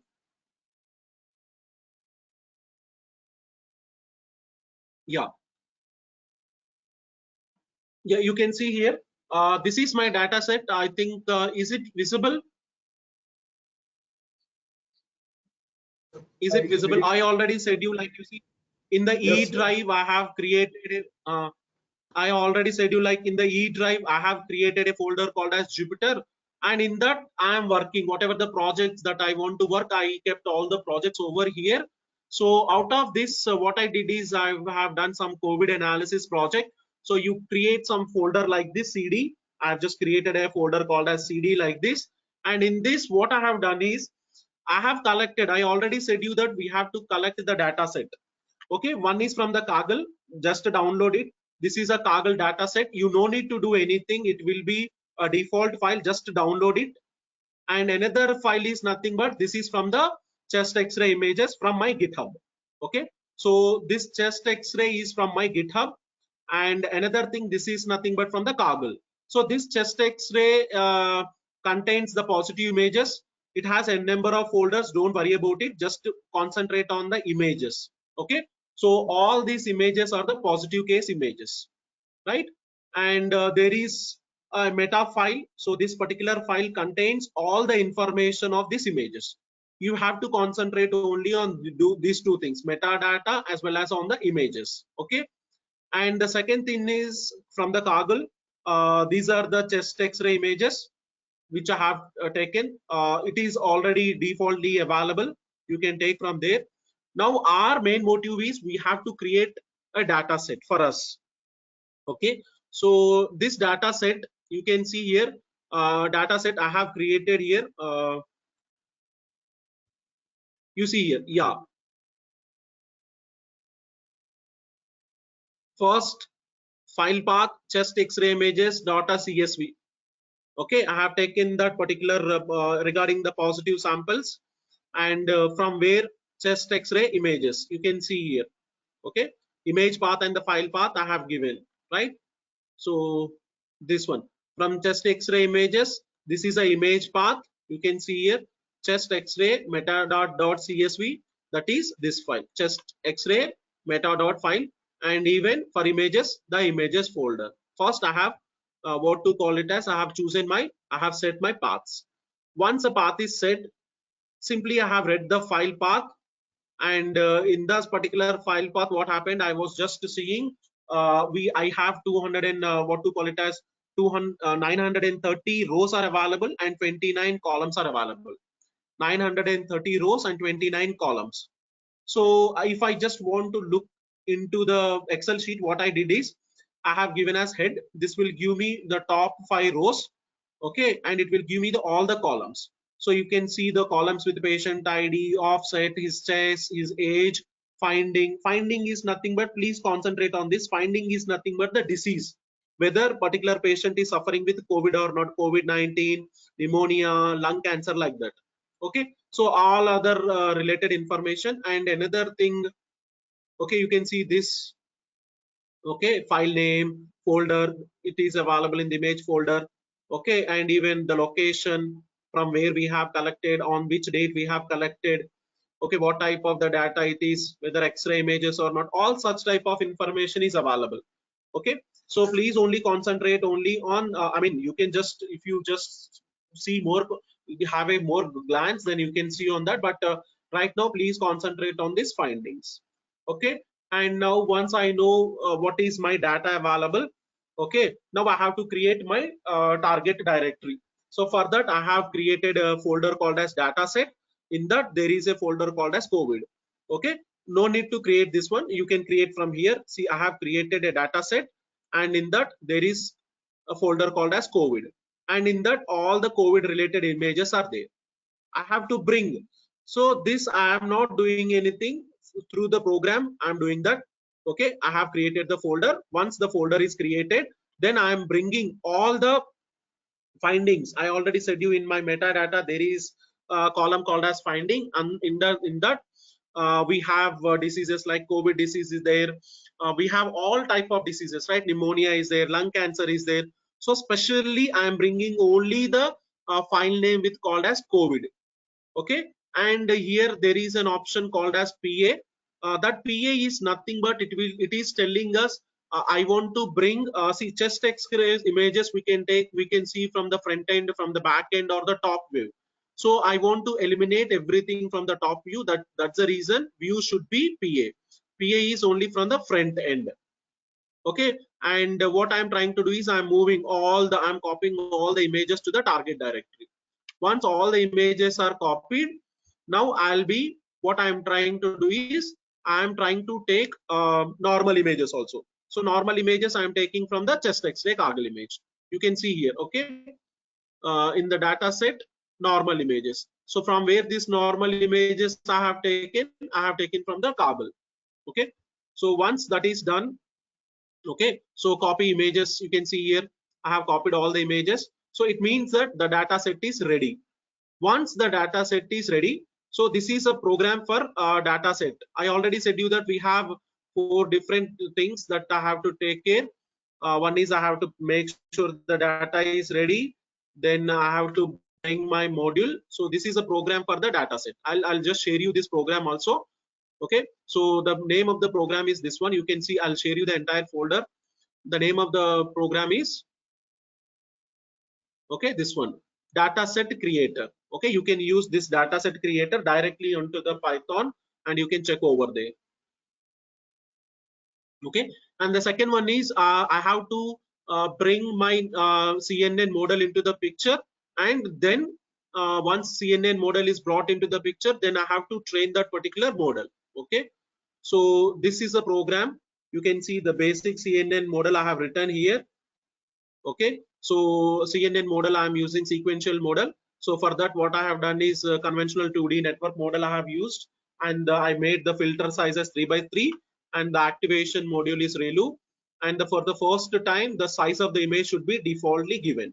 So this is one model. Like this you can bring n number of times the model into the picture. Once, see, this is the same code, no need to get this thing. If you have any doubts you can ask me while you are doing this on the practical. Once again the model is brought, I put the 5 minutes here, 32 filters, next 64 filters, 128 filters. Like this I have used all the filters and 4 times I have brought it. Once that is done, I have gone to this analysis part. Okay, you just go through this particular program, and if anything is there, let me know. Definitely I'll try to solve what to call it as in the WhatsApp group. Okay, I think I'll share you maximum details, and I think you can take my number from here. Okay, that I'm giving you.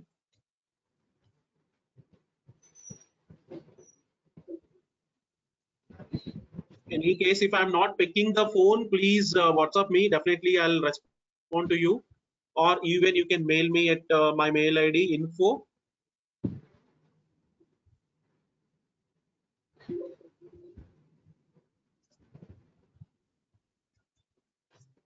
Okay, so if you have any doubts over there, you can ask me. Definitely I'll try to solve all the problems. Yeah, Gautam sir. Yes, sir. Yes, sir. It is very good Yes, session, sir.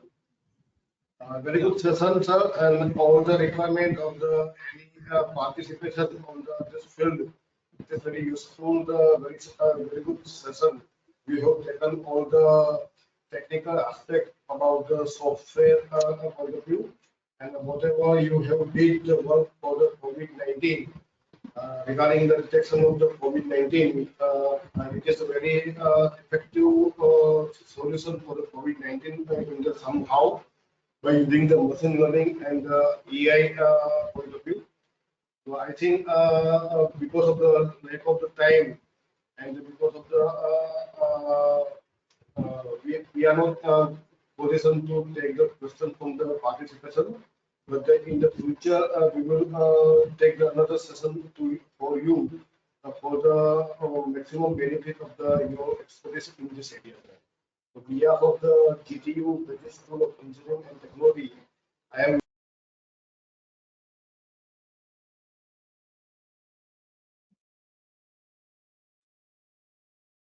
the IOT, machine learning, and the AI. Once again, I am very thankful to you, sir, and we will take you again for our participation, our participant. So, thank you again, sir.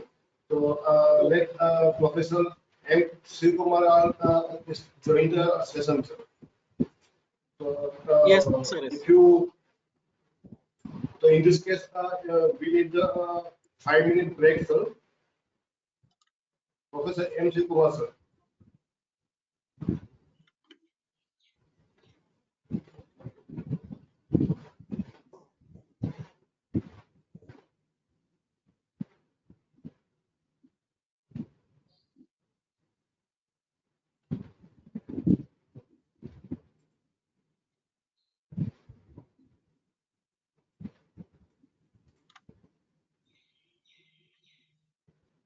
Hello.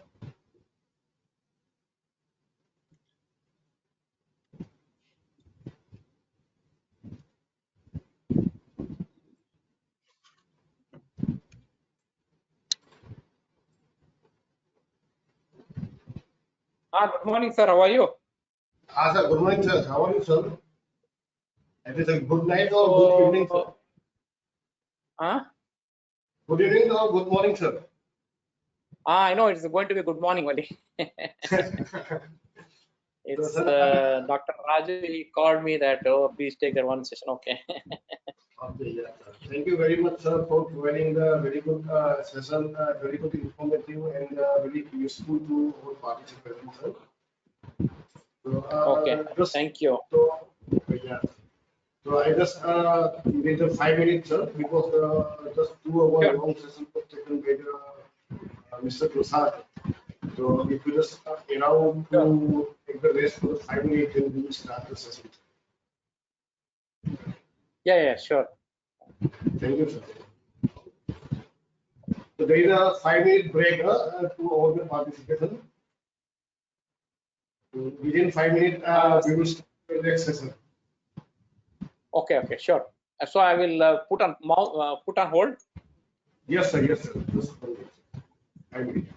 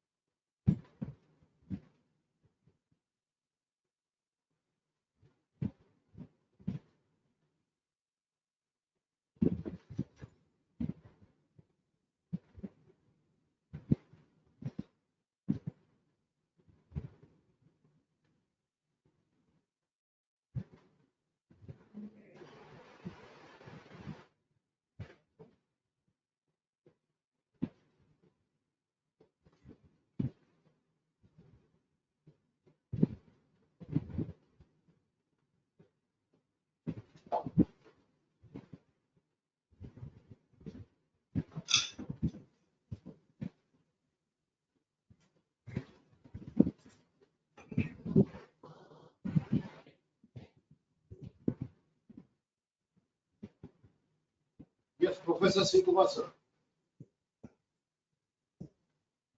Sir. Yes, sir. I can. Yes, sir. So, hello, everyone. This is the second session for the third day of the FDP on the Internet of Things with the machine learning and artificial intelligence. So we have the speaker, Professor M. Kumar from the Santa Clara University, California, USA. So, this is I hand over. I am very thankful to the Professor M. Kumar to spare his valuable time for the one another session just for our request. So, I just invite the Professor M. Kumar again. There is no need to introduce himself because he already took the very good session regarding our objective of the FDP. So I invite the Professor M. Kumar to continue with the session with our objective protocol. So, over to Mr. M. Kumar. All right. Thank you, Dr. Gautam. Appreciate very much. Hello, everyone. It is my pleasure to be here on third day. I hope you were enjoying the conference and some of the sessions what we have been doing and some demos. So today I'm going to talk a little bit on the how the IoT and machine learning as a community, how we can help the COVID-19 pandemic situations, right? What are the projects we have done, and moving forward, what are the projects as in faculty you all can do?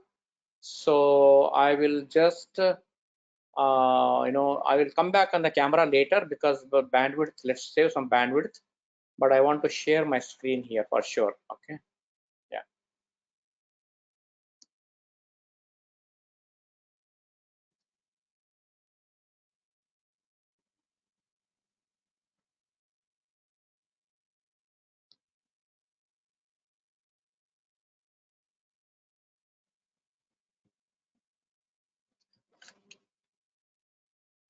You can see the screen, sir?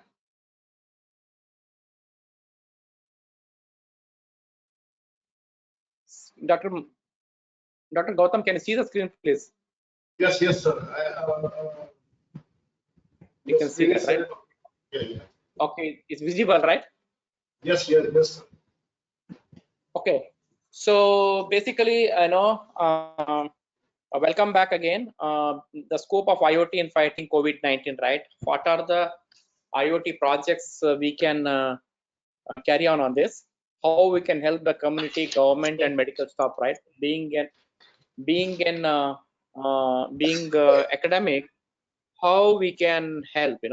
Always I keep telling them that we got two set of people, right? One is the doctors and another one is the engineer. Of course, there are other fields also, but doctors are in the front line, right? It's like a war. I keep telling them, it's like a pandemic war. Doctors are really fighting very hard, whereas engineers, how we can enable with them with all these technologies, what we have been doing it. So always I keep telling them that, let's contribute from our side whatever we can do. So that was a whole motivation for us to do some on the COVID-19. So before that, let me go through some of the organizations what they have been doing, especially on the World Health Organization. I don't know how many of you know that World Health Organization, they're keeping a track of this COVID-19 pandemic, right? They're keeping almost 24/7 track, and then they're providing the data to all the interested parties into that. So let me just open up the site. So here you see that I think site still coming up or what happened? Okay. So you see here every day they're announcing the data, so here you see that new cases, then you can select a country there, you see this is the America, then Southeast Asia, Europe, Eastern Mediterranean, Africa, and then this one. So let's go to the Southeast Asia. Okay, so now you see that 300K I think. Okay, now let's go. That is all the where the World Health Organization is situated, right? Let's go to the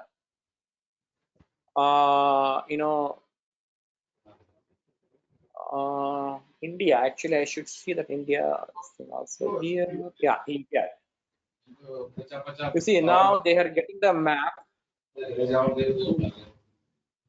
Okay, now they have got that 80,776 and confirmed cases and total per 1 million. Per 1 million is the the cases. Now the reason I'm very unfortunate that we have so many fatalities coming up. So now January 13th September. See, there's a current one, 15th September. There have been 4.30 confirmed cases. So now, how we can take this data and connect it to the IoT and connect it to the machine learning, artificial intelligence, right? How we can help them, right? So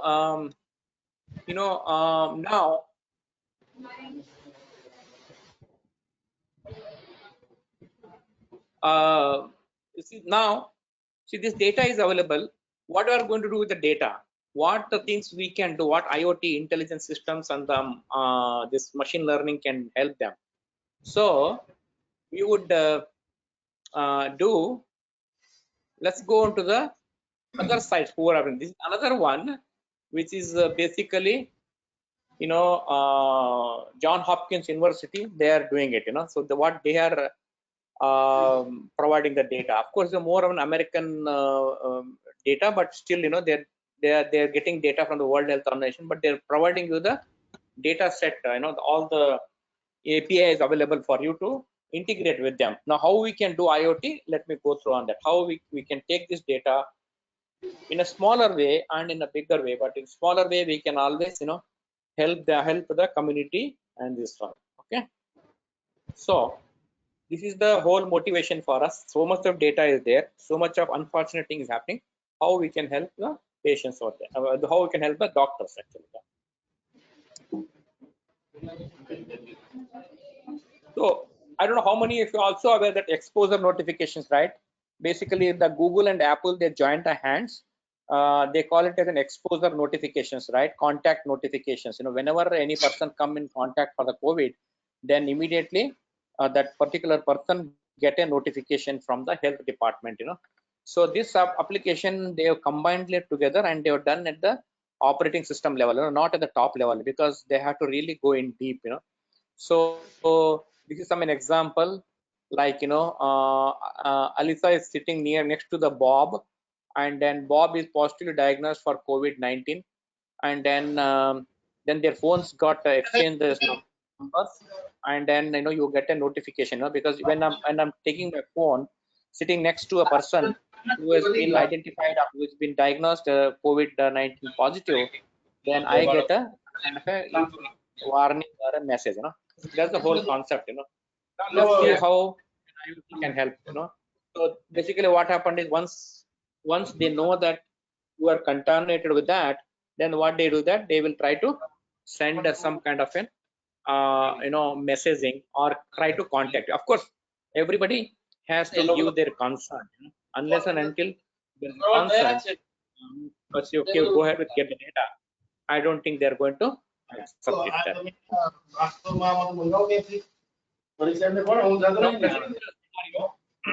Now here present here experts suggest that worst is still to hit with the most unfortunate again pandemic grasping the Asian and African countries where the health care facilities are limited.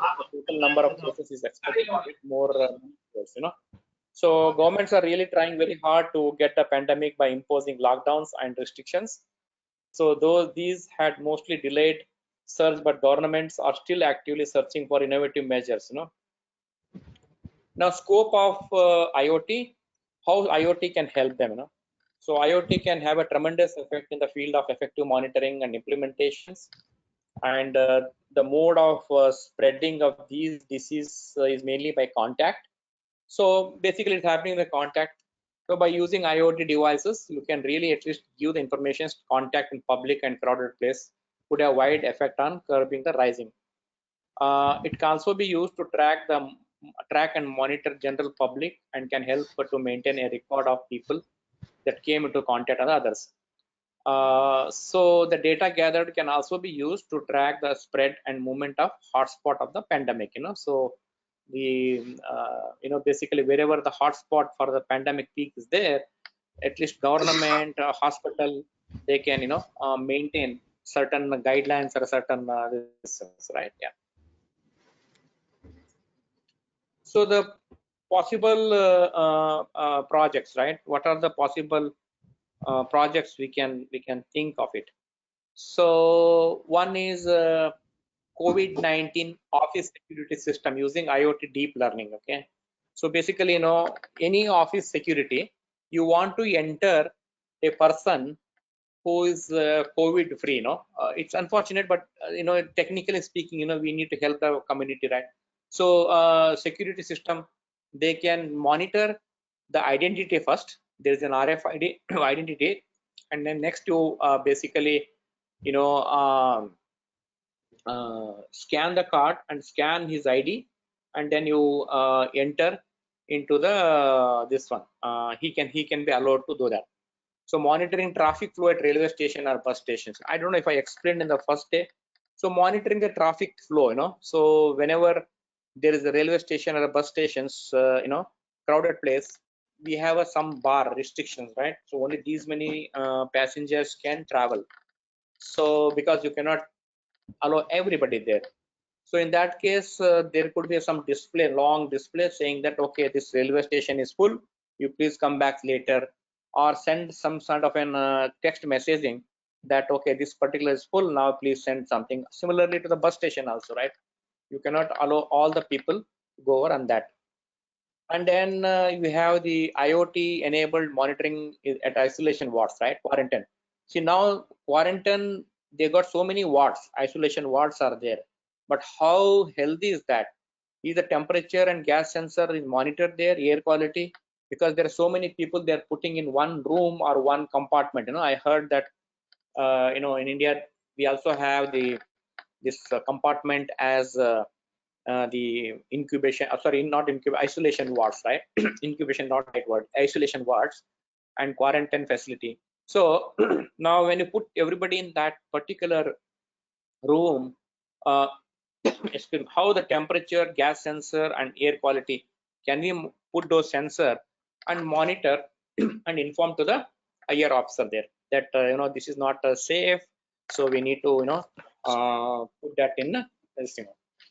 And then we have the variable based monitoring system, right? You have your watch or anything you wear by temperature, it monitor the body temperature and send a signal to the your public health organizations. And social distance monitoring less than 6 feet, so you can have some kind of an this is very important, right? Social monitoring less than 6 feet. If somebody is not maintaining within the 6 feet, so you have the buzzer or an LED indications. And touchless sanitizing system, so you don't have to touch those any without touching, you can get them. Okay. So few possible IoT or AI ML use cases. Let's see here. So basically, other day I just very briefly showed it to you, but this is a working model. Let's see what mathematical involved, what are the software involved, and what are the cloud component involved. I want to go in detail on that. First of all, we talked about an RFID card, right? You get an RFID card, then IR temperature, and then camera. So camera, you saw that yesterday, Bharat showed some demo on the computer vision, right? You take that camera and then you detect he shown non-COVID applications. You detect and then you send that detected image. Suppose if I am entering to any institute, basically you have the image, my image in your server. I take the image and then it compare in the server that okay, Shiva Kumar he's already visited us. Now I know his face, so that you need a server component there. So you need a computer vision camera or any camera, then you have to detect my camera and then it detect. And the second thing is that my badge, right? I will be coming with you. Suppose somebody, because I don't have badge in that university, so somebody who has hosted me, he or she will come to the door and then okay, then it will detect that okay, this is the card reader. Or if I'm an employee, then I get that this thing also. Then it also measure my temperature, okay, whether he has got temperature. So all these three, if it meets, then we have, sorry,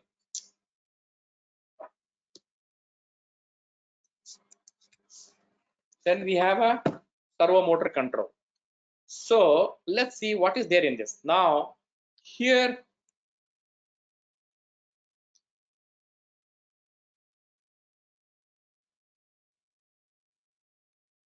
But here you have the what you call the your Python programming here in this portion, right? You're doing the Python programming here. So when once you know the Python programming, yesterday we showed that, right? You can remotely log in. So you need to have a Python expertise here. You need to have a Python expertise, and or you can do an embedded C also. I'm not saying that you do that.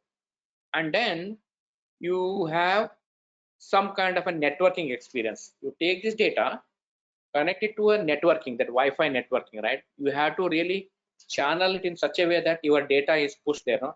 Otherwise, if the signal is weak or something is there, you may not be able to do it. So you take that one and push that data to the cloud. So it could be, you know, through this motor, you know, through this motor or through this, you know, servo. Sorry, this I'll come back on this. This is the stepper motor. Now stepper motor is connected to the door here. So then it automatically door. Okay. Now somebody came up with an idea. Oh, this is a great idea. Why don't you put a sanitizing machine also? So then they are trying to put a near the door sanitizing machine here. So here also a Python programming, and then here you need to actuate a relay that the sanitizer will open as soon as somebody enter. Actually, there is no proximity sensor shown here, but you can put a proximity sensor. As soon as you enter into that room, then this sanitizer will open and then it will be sanitized for him. Now, recently, last week, I've seen on machine in the airport that as soon as you want to go there, it's in the design stage. In one of the university they're done in US, that company in collaboration with them, that as soon as you enter, it detect your security, and that it first of all it detect the temperature. If the temperature is beyond certain things, it will not allow you, and then it will sanitize you. The complete body, you know, they actually sanitize. You know, it's like, you know, in the movie it happens. No, it's so much of cloud kind of a wave, so they just sanitize that. That whatever the chemical is there, of course, is not harmful to health. They sanitize you. Person has to just lift their arm and their hands, and then it sanitizes, and then it asks you to go there. No, so that is all IoT based, right? So you can do the IoT is helping them to get this one sanitizer, and then you have of course you have an alert message here. You know, this is the alert message. It could be a simple phone, or it could be an email message, right? Okay, now person has got temperature, he is entering there. So can you do something on that? You know, it is doable, it is possible. We have done it at a lab. Now if anyone is entrepreneur is interested, so you can you know, implement this.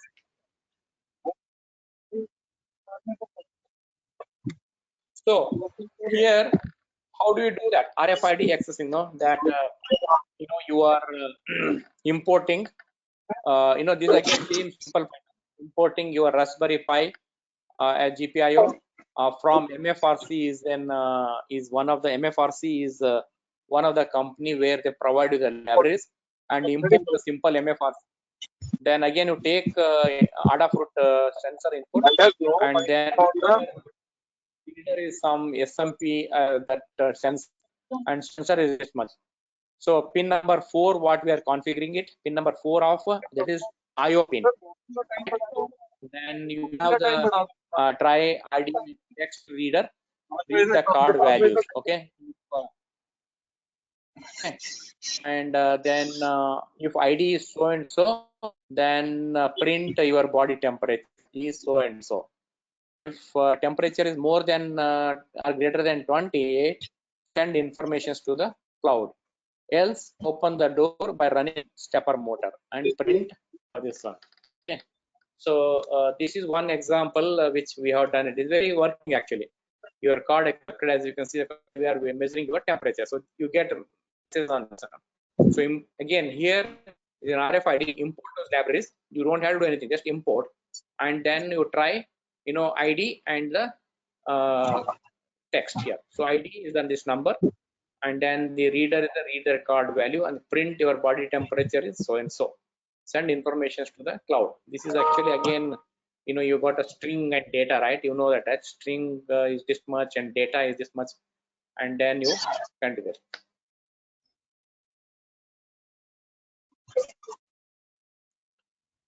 So now this is the IR temperature, right? Now this is about in the I'm talking about this whole circuit here.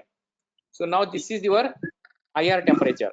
Okay, so in this case what we are doing, we are basically we are asking that Python code is if ID is so and so, then print your card accepted, please wait, we are opening up print, and then you got print, and then time and then HT, that is DST read retry, print your body temperature is low, then you are suffering from high temperature. If it is more than 37, then you'll get a message, then print you are suffering. If it is more than 37, if it is less than 37, it will not do anything. So it's a simple program, and now you can connect this one to any text information, any of your Hello, sir. data 1 minute, sir. where you are accept 1 minute. this Hello, one. sir. Okay. 1 minute. There is some echo from the number. Just a minute hold, sir. Just wait. Now, sir, continue, sir. It's okay. Hello, sir. Yeah. Okay. Thank you. So this is the one other experiment you can do it. So and then you can send a text message. By using this, you can send some kind of an text message. Yeah.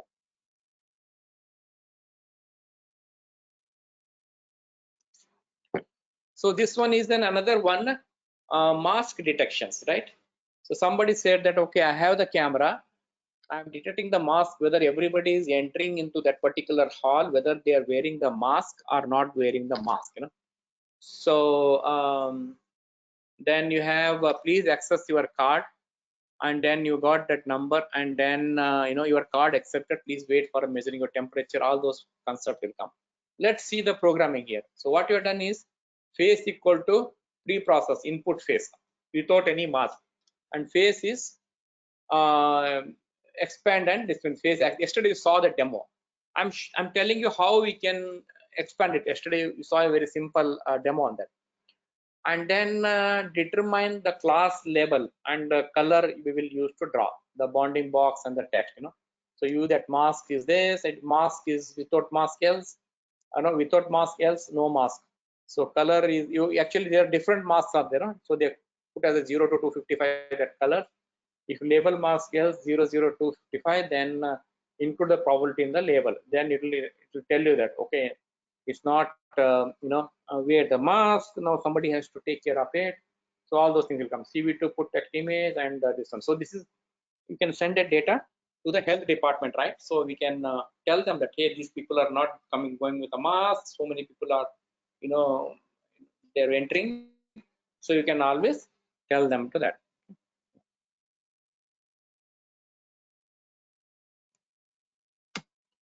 Now sending an alert. Okay, with all these things, it is possible that you can always send an alert. Yesterday you saw that, I don't know how many of you created the ThinkSpeak account. In the ThinkSpeak account, if you create, then we should be in a position to send you an email. Okay, now if you're using the Amazon Web Services, you can if you're using AWS, you can basically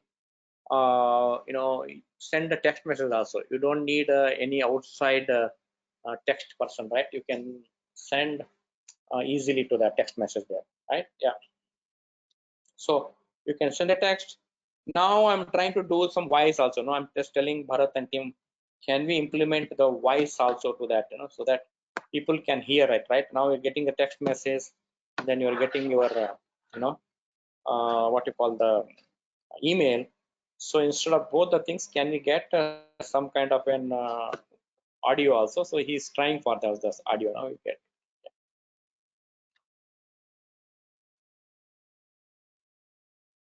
So this is the UBA dot. This side is the UBA dot, and then you get an email here. You see this? There's an email coming here, right? Yeah.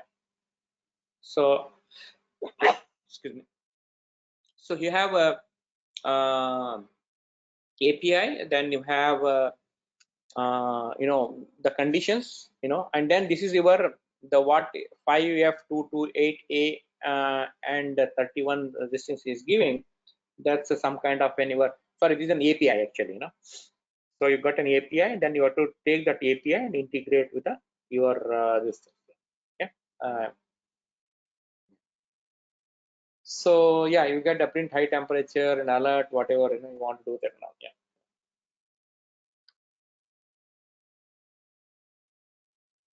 Yesterday you saw that Bharat, that image, right? I just want to skip here. Okay, now AI enabled thermometer. Actually, you can do the one FDI is there. They have approved thermometers. Actually, it's actually a thermometer powered with artificial intelligence. With Kinsa can estimate influenza-like illness across the US in real time and predict a pattern 3 weeks before it is identified. See, now the biggest problem is, one is the identification, and second one is the your person. Some people don't even know that they have this COVID-19, right? And suddenly, because they are all immune to that, their system, immune to the system, they are grounding it in electronic term, or in engineering for research, they're grounding it. Whenever the COVID comes, they just somehow ground it. Means it goes out. But problem is, when they're in this process of grounding, now there is another what you call that electromagnetic force, right? This EMF is inducing from one person to other person, right? That's what is very difficult, right? From EMF we are inducing it. I'm just using electronic terms here, but in medical terms, they say that it's contagious, right? I mean, it goes from one person to other person. But the beauty is that all other pandemic, at least we used to know that, okay, that person has, now he has to be quarantined or anything. So now the study shows that the person doesn't even know that he has got the COVID, and probably many of people have gone and done decision but have gone. But only thing is, this disease like that. So before that, they will identify, they find an identification that they will do that and create a real-time illness signal. Kinsa aggregates tens of millions of anonymized data inputs from close to 1 million US household with Kinsa thermometer. And from the data, Kinsa was able to create a real-time health map using the smart thermometer. Okay. So this is on thermal camera and Raspberry Pi. Another one is basically, it is a thermal camera and Raspberry Pi 4 to recognize temperature. So this is another one where they put a camera and it automatically, see, it is coming from here. You see here, this is coming from somewhere outside. There's a camera. So scan people per second and alert when temperature. So this is actually just scan it. There's a camera and there's temperature. They scan it and then they send it data to the this one. Yeah, and then I'm just showing the capturing the data. Now, what is the machine learning? You can use the TensorFlow from Google, like yesterday I was talking about Anaconda from this one, Jupyter. So you got several not open source cloud. You can use those aspects of that. Yeah.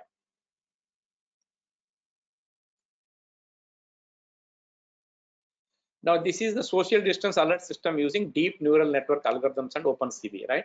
So how you can use the number of social distance violation on which area, what time applying, and all this, right?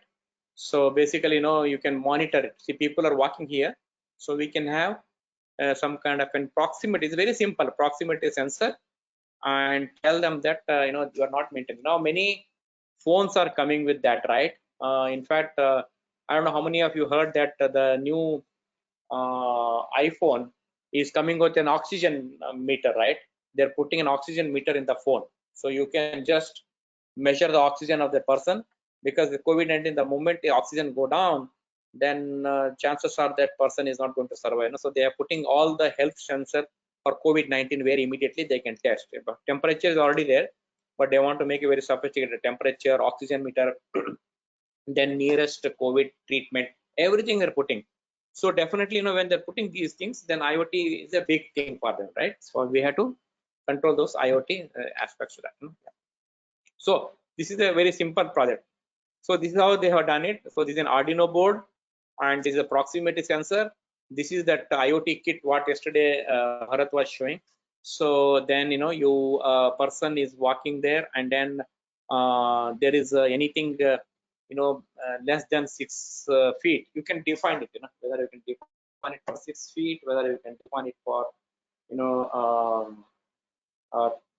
3 feet. You can define the distances over there, right? Yeah. So,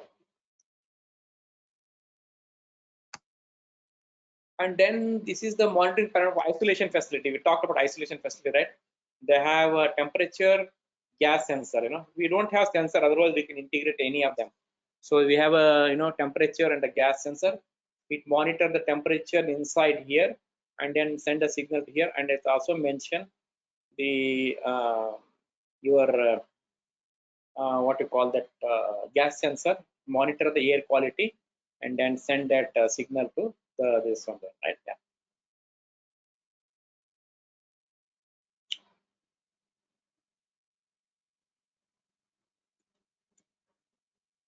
Then we have a smartwatch implemented with ESP8266 based node MCU. So you have ESP8266 based basically here is a smart gear watch. We talked about a gear, right? So we have this is one of the NIT Agartala. We have done the project with them. So they have shown this working model there. So a smartwatch implemented the ESP. So we have a smartwatch. Then you have the temperature meter. Then you have your of course everything only temperature, monitoring the temperature is basically they have a breadboard and monitoring the temperatures.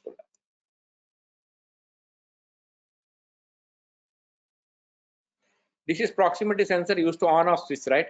So we have a proximity sensor. Some people are very religious that they don't want to touch upon the switch here. So there is a switch here and you can open or close depending upon the your what distance you send it. So they do the opening and closing, and then there is an IoT box. It go there and then it will go to the required cloud to connect data.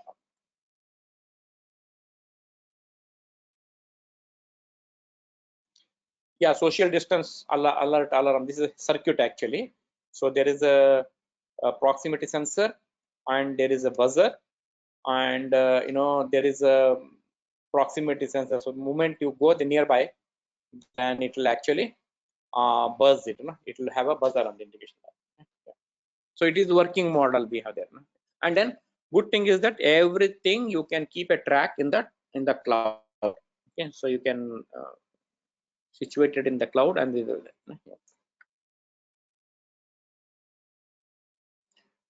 so here we use the Arduino and then the ultrasonic sensor, PIR sensor, the buzzer here, and touchless doorbell. So this is another same. The component we used is the Arduino board, infrared sensor. Then there is a relay, there is a buzzer, and we have some PIR sensor on that. So it is basically a touchless system.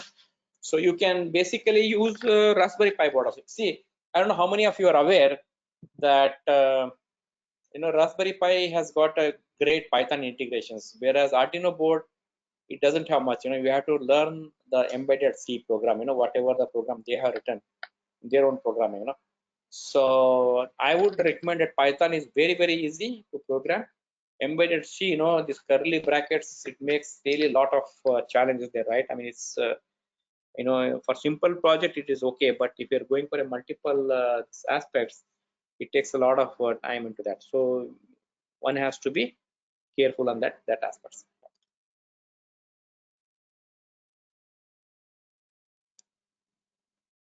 Then this is your touchless sanitizing system. So how we can how we can open up for this one. So again here there's a big machine. Actually you can put whatever biggest you can do on the this one, and then you have a distance sensor and it buzzes, right? The moment it comes to the buzz there. So now these are the applications we have done. So but there are other possibilities. What I think is like remember that we talked about the World Health Organization's database. So you can collect the data and get the required solutions to your locations, right? What is needed. I mean, that is important for us, right? What exactly is needed for your aspects to that. So And then what we have is the Android and this platform, that is also a great platform. Okay, now let's talk about this is all about the IoT. Let's talk about the machine learning or artificial intelligence, what we can do. You remember I showed other day the ARM model, embedded systems, that actually fit in very well here, because ARM has designed their machine learning training only for embedded systems. This fits in very well for them. So it's one of the best systems, I would say that, because especially on the embedded side. Yeah. So then we have I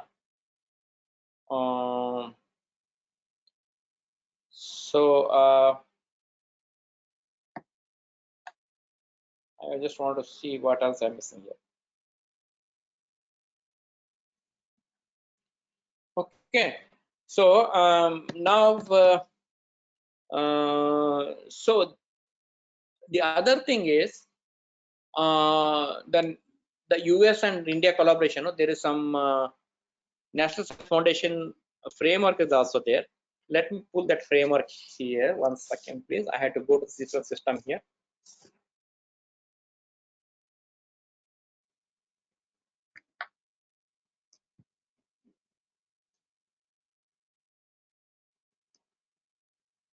So if you go to the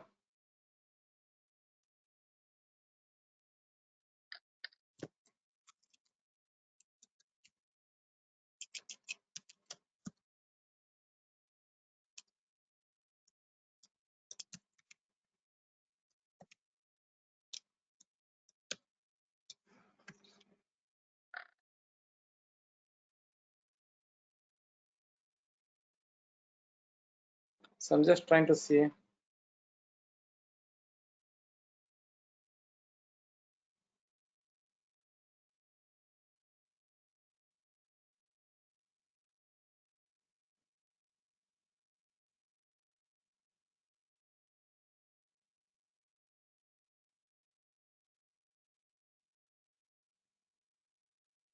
Yeah, so this is one project you see here.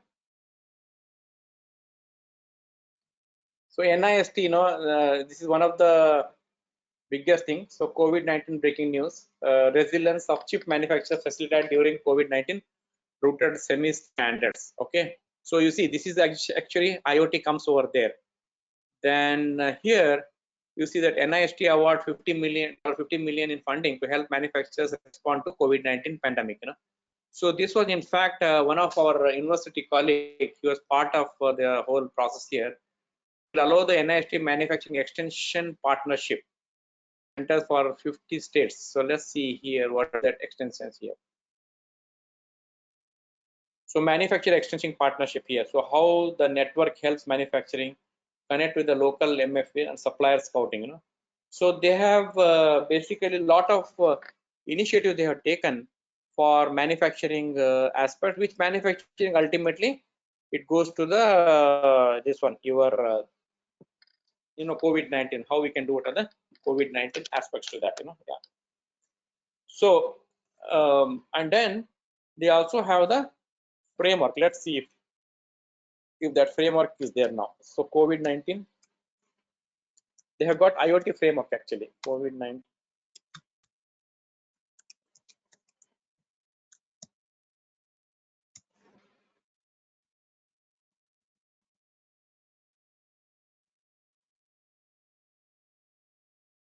Let's see.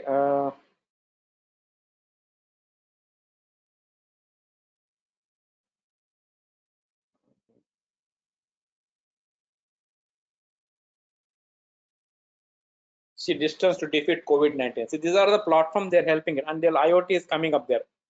How can NIST help collaborating a distance defeat in the COVID-19? So they have some specification coming up. Engineers, they're working on it. If anybody is interested, you can always directly contact them. Of course, they give project. There has to be some US collaborations. Then they give it. So they have got the lot of research. The reason I'm saying they got the framework, but for any of the research projects, I don't think any problem, but only if you're funding, then you need to contact with any US partners for that. So then we have,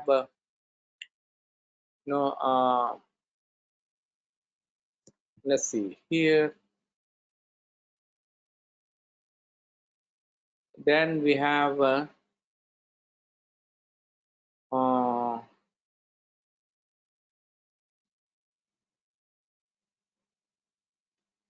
drone solution US map fueling. Okay. So let's see here. Of course, they have got a lot of data here actually. So this data will give us to produce some product, right? See biological measurement. What the biological measurement is? What is it? I mean, you can see the video here. Improving COVID-19 testing, So they're really constantly putting those videos and those help to that, right? So anybody see machine learning, data analytics, there's a very rightly you said that multidisciplinary team NIST. This is the government body like your Bureau of Indian Standards, like that. This is a NIST is a Department of Commerce office. So you see here, where did it go? Yeah, machine learning and artificial data analytics. They're taking this data. Multidisciplinary team of NIST experts, natural language processing and data curation of the industry have created. And then cross laboratory group is working on way to apply NIST expertise in privacy and cyber security. Of course, cyber security is another field which you can do. NIST researchers are exploring the feasibility of using AI and predict key COVID-19 trends. So this is really coming up, like ventilators, wireless innovations. So ventilators is a big project here. Here IoT goes here actually.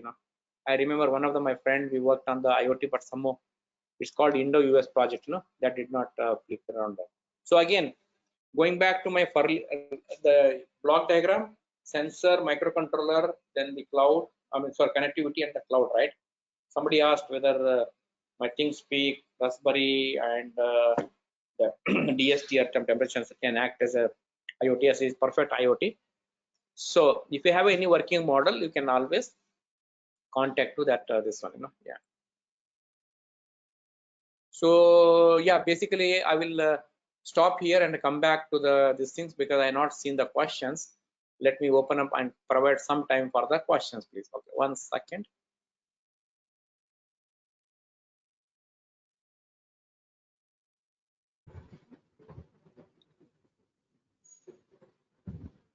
Hello.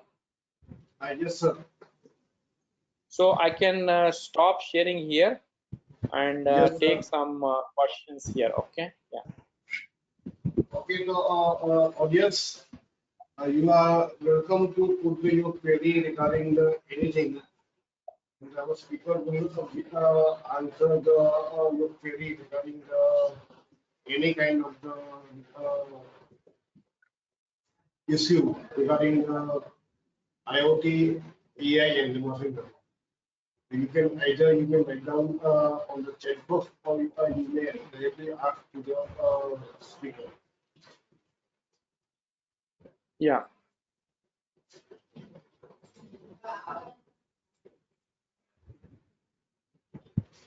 So I see that yes, there is a background. Okay. Yeah, you can acknowledge. Yeah, there's one question from Dr. Vishwajit Thakur. Are sensors and actuators communication wirelessly? Are sensors and actuators communicate? Yes. No, sensors actually there is a wired, because unfortunately, what happened? No, sensors are the low power, low bandwidth, and there doesn't have any memory or anything. It's difficult to transmit, through wireless. There are some sensors it connect to the wireless, but the sensors what we have on the board and what is available, it connects through a wire. It has got a UART and stuff. UART and the setup. Which one is good for thermal sensor to interface with Raspberry Pi? What is the approximate? Yeah. Which sensor? Basically, we used a normal grow sensor, and then the interface with the Raspberry Pi. Grow sensor is the one. Price is hardly, Raspberry Pi board, and if you take that, is about $100. Put together is $100 just for your testing purpose. There's a company called Grow, but that's I don't know whether they have a US office, but it's mostly made in China. But now with the things going on, I don't know. But you should be able to get that. Grow. They spell it as a GROOVV. Yeah. We are doing one project to detect the symptoms of COVID-19 based on inputs of breathing waves and sound waves. I wish to connect with my student team with you. Okay, sure. You can definitely connect me, sir. I'll be happy to help them, and even if they want to, if they're okay to publish the paper, I'm also IEEE, a member in some of the conferences. I'll be definitely happy to help you on that.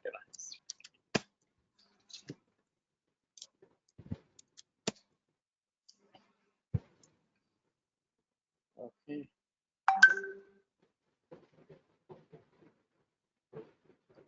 So, any other questions or anything? I give the email address.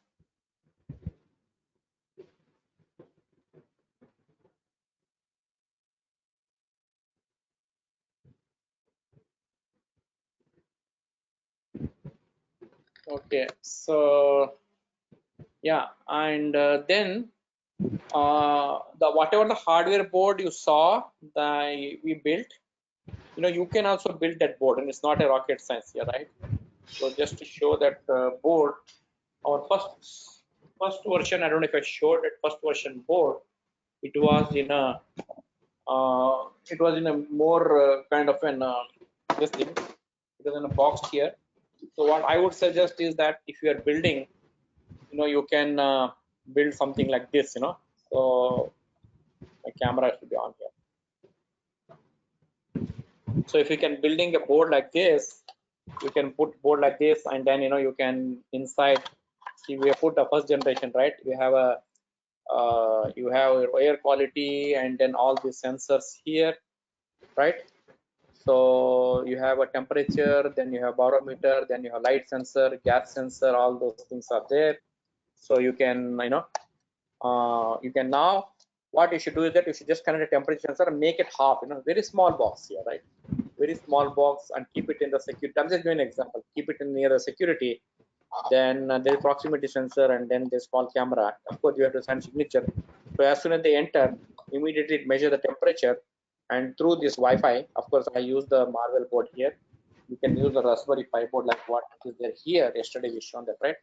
So then the signal is transmitted through this one, right? Yeah. So then, so this is one possibility. Other possibility is that, let me just see if I have the other board here. 1 second, please.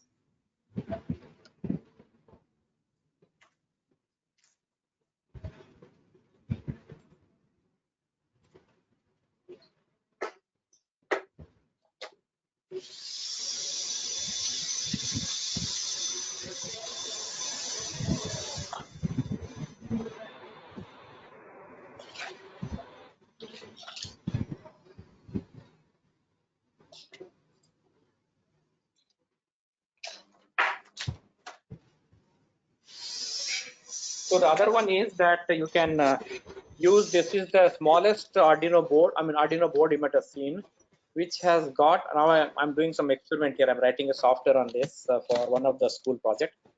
So here, you can connect your temperature sensor, very small board. This looks like a Node MCU board. And then it has got the Wi-Fi. It has got the GPRS. You can connect a cellular phone, you have to insert a SIM card here, actually, small SIM card here. Here, the SIM card you have to insert, and then push the data to the cloud there. And then you have, you can connect the temperature sensor or a humidity sensor and push the data to this one. Okay. So yeah. Now then again, what you need is that you need some hardware, you need some programming background and Python, and you need some kind of a cloud this thing also, because these are all the when it go to the TensorFlow, if you're using a say machine learning TensorFlow, then you need some kind of a connecting what the background pattern. Yeah. So that is one thing. And other nugget, these things I can give is please look into that World Bank, the World Health data. They have given lot many information there how you can take that data, because it's available in some open source. It's GitHub. How we can do some machine learning, because so much of machine learning, artificial intelligence aspects are needed there. So if you can somehow find those aspects, that is also upcoming this thing. Nowadays, they are encouraging that you take that data and try to integrate with your these things. Yeah. So with that, I think any other questions? Sorry, I missed the questions here. Let's see here. Also, I'm not putting any slide here, sir. I'm just showing the board here. Is there any upper collaborating for any? Yeah, it is possible. We can always contact me. Definitely, it is possible to collaborate to using. But only thing is, because of this COVID-19, everything has been all the borders are closed. Otherwise, I have sponsored or got some 2 people over here. They done the projects. One person was supposed to come from NIT Agartala. He got stuck because of the visa. And in fact, from NIT Warangal also, we had invited for one of the conference. We also do the joint project, publications, joint inviting some people from there, and then they come here and they present it. So I just want to encourage it. Last year we were successful in getting some 3-4 people, but this year it's becoming everything from March.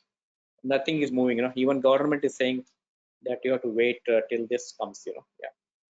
So that visa condition also is not that favoring, right? I mean, people are hesitating to give any letters also now. Yeah. So that is the thing. And any other question here? Slide? I'm not putting any slide here.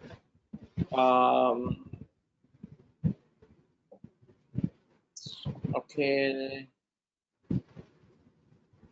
So that's all, sir. I have anything. If there's no question, I would. I know it is already 12 o'clock for you. I would like to just thank you again. Yeah. Okay, sir. This is very good. You have explored COVID-19 issues, how it can be connected with the sensor, what kind of the sensor is requirement, and how the program can be done with the help of the IOT point of view, take care of the one system, and programming level of this thing. And because of the COVID-19, you are very busy in your schedule, and because of the COVID-19 lockdown and this condition, we are very fortunate to listen to you, sir. It is our pleasure to sharing your knowledge and your finding about whatever you have discussed today. I am sure that our participation will get the more direction regarding their project work, their research work, and the possible new kind of the solution for the India. So, our objective is India should be from the India new kind of the innovation, new kind of the solution for the need of the India should be incorporated in the by the using the new technology, that is the IoT, MI, sorry, AI, machine learning, data science, cloud computing, and the India needs this kind of the innovation from the in India. And I'm very happy that the Professor M. Kumar is always ready to help by the anyhow from the any corner of the India. And I am sure that the participation will contact to you, and definitely there's no doubt that you will help us in the anyhow with the, any kind of the supporting level. With this, I am thankful to Professor M. Kumar to sparing his valuable time and sharing their knowledge, their findings for our participation. On behalf of the GTU, Rajiv School of Engineering and Technology, and the Center of Continuing Education, NIT Warangal, I am very thankful to you for giving the time for us. And at the GTU, we are very happy to make the collaboration with you for the development of the IoT, machine learning, and the AI platform in our university. So we will take you to make the collaboration research in this area. Thank you, sir. Thank you so much, Dr. Gautam Makwana. I appreciate for kind courtesy and hosting it. Unfortunately, we could not come to face, but definitely, when I come there, we would like to meet you all. Similarly, when you are in US, anybody in the US, do drop me an email. I'll be happy to host in our university whenever things are open up. And it was a pleasure meeting. I'm learning day by day from India. I just saw new education policy, reading through that. They want to include all this IoT, machine learning, artificial intelligence on the virtual lab. They're giving the practical training to the faculty. So I'm very happy to be associated with Atal and some of the organizations. They invited me to continue the research and give some process here. So I wish you all the best for the rest of the conference, and have a great day. And I think yesterday was the Engineers Day. I wish you a happy Engineers Day to everyone over there. Thank you so much. I appreciate your time. Thank you, sir. Thank you very much.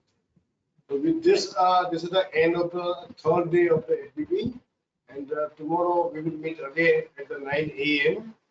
And whatever the material and the video, recorded video, we will be sent in the WhatsApp group. So this is end of the day from our side. Hope you are fine, and thank you very much, sir, and have a good day. Thank you so much. Thank you.